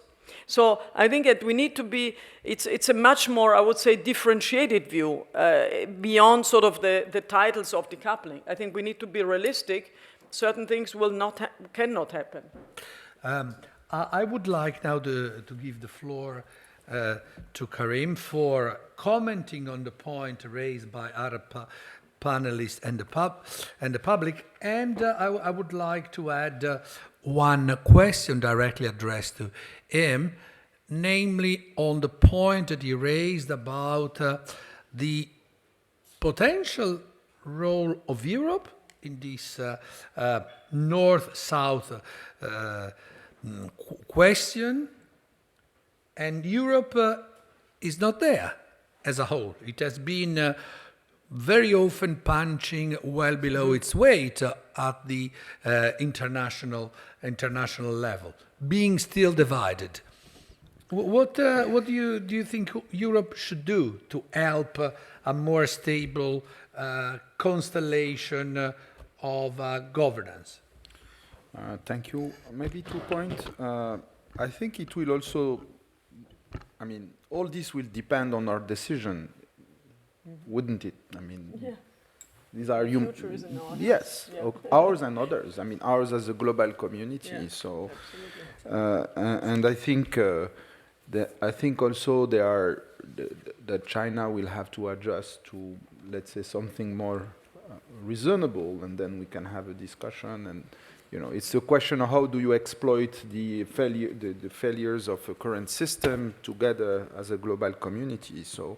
The notion that someone can extract more values than other has a limit, and I think this is what we're seeing currently in Europe. Things have a limit, so in the end it will adjust or not. I mean, in history we have lived separated for many years with many regions around the world across the century, so it is one of your scenarios, actually. It can happen. Yeah. So I think that we need to keep this in mind, although it seems impossible for our generations, more or less. It is possible. On Europe and the potential role, let's first also mention, I didn't say, that the South is not something that is homogeneous. In the South, you have a country like Morocco or Tunisia that we've seen earlier on, but you have China, India, and the others, and Brazil, etc. So we're not talking of something that is an homogeneous group. It's as divided as the rest, I would say, in a way. So again, this is quite complex. So it's a world of, let's say, where there's much more space than in the Cold War, and we are adjusting to that in a way. I think Europe has taken steps. Europe has changed. If I've observed it from where I sit over the past couple of years, since the financial crisis, in the recent shocks, Europe is becoming more political, I would say, more mindful of the danger of the world, more political in a way. And I think it is changing. There are interesting initiatives, for instance, that have been followed in the area of digitalization and research. There's an important instruments that have been put in place. My sense is that we need to be more forceful on infrastructure, as I mentioned earlier on, and in particular also in greening the growth and greening infrastructure investment in Africa, which is in a way the last frontier of sort of development in this area, where you need to build cities, network infrastructures. We're talking 100 billion a year. What is lacking is a financial mechanism that is rational, that is market-based, but is also, in a way, underwritten by Europe. The EIB is a good example of an institution that has, proved to be efficient and rational in terms of catching up for Eastern countries that could, sort of have ideas for the rest of the world. It has to do also with the reform of the World Bank and the multilateral institutions. And I think this dialogue is not yet I would say, happening and sufficiently, and I understand, of course, it's quite complex, but it's not yet there, I would say. And so my recommendation would be to sort of rethink now this, and this is organized by the Reinventing Bretton Woods group. So I would say it's about time, and to reinvent it in a way that brings this resilience, that sort of, for those who are playing by the sort of the general rules of a reasonably open world and tolerant world, because this is about values as well. So let's not underestimate what is at play here. So my sense is it's, as I said earlier on, these are very complex issues, and they are not just about costs, reduction and efficiencies of companies and global value chain in a vacuum that doesn't exist. And I think this is maybe what we're seeing. This is the end of this situation where economics will explain everything, and globalization, and there was zero risk and no political intervention, no crazy situation, everything that a board can sort of frame in his mind. I think that's not what we're going to have over, maybe that's in the coming years. Well, let me conclude really thanking wholeheartedly the panelists that put forward a lot of food for thought, while we approach to have also some food for our body, that which is also a good thing to do. Please, thank you. Thank you. Thank you to the moderator. Spererei che l'Europa diventi meno politica e più strategica. I liked a lot. Karim. Yes. I liked a lot what you said, that Europe is becoming more political. I would have liked to say, I would hope that it becomes more strategic.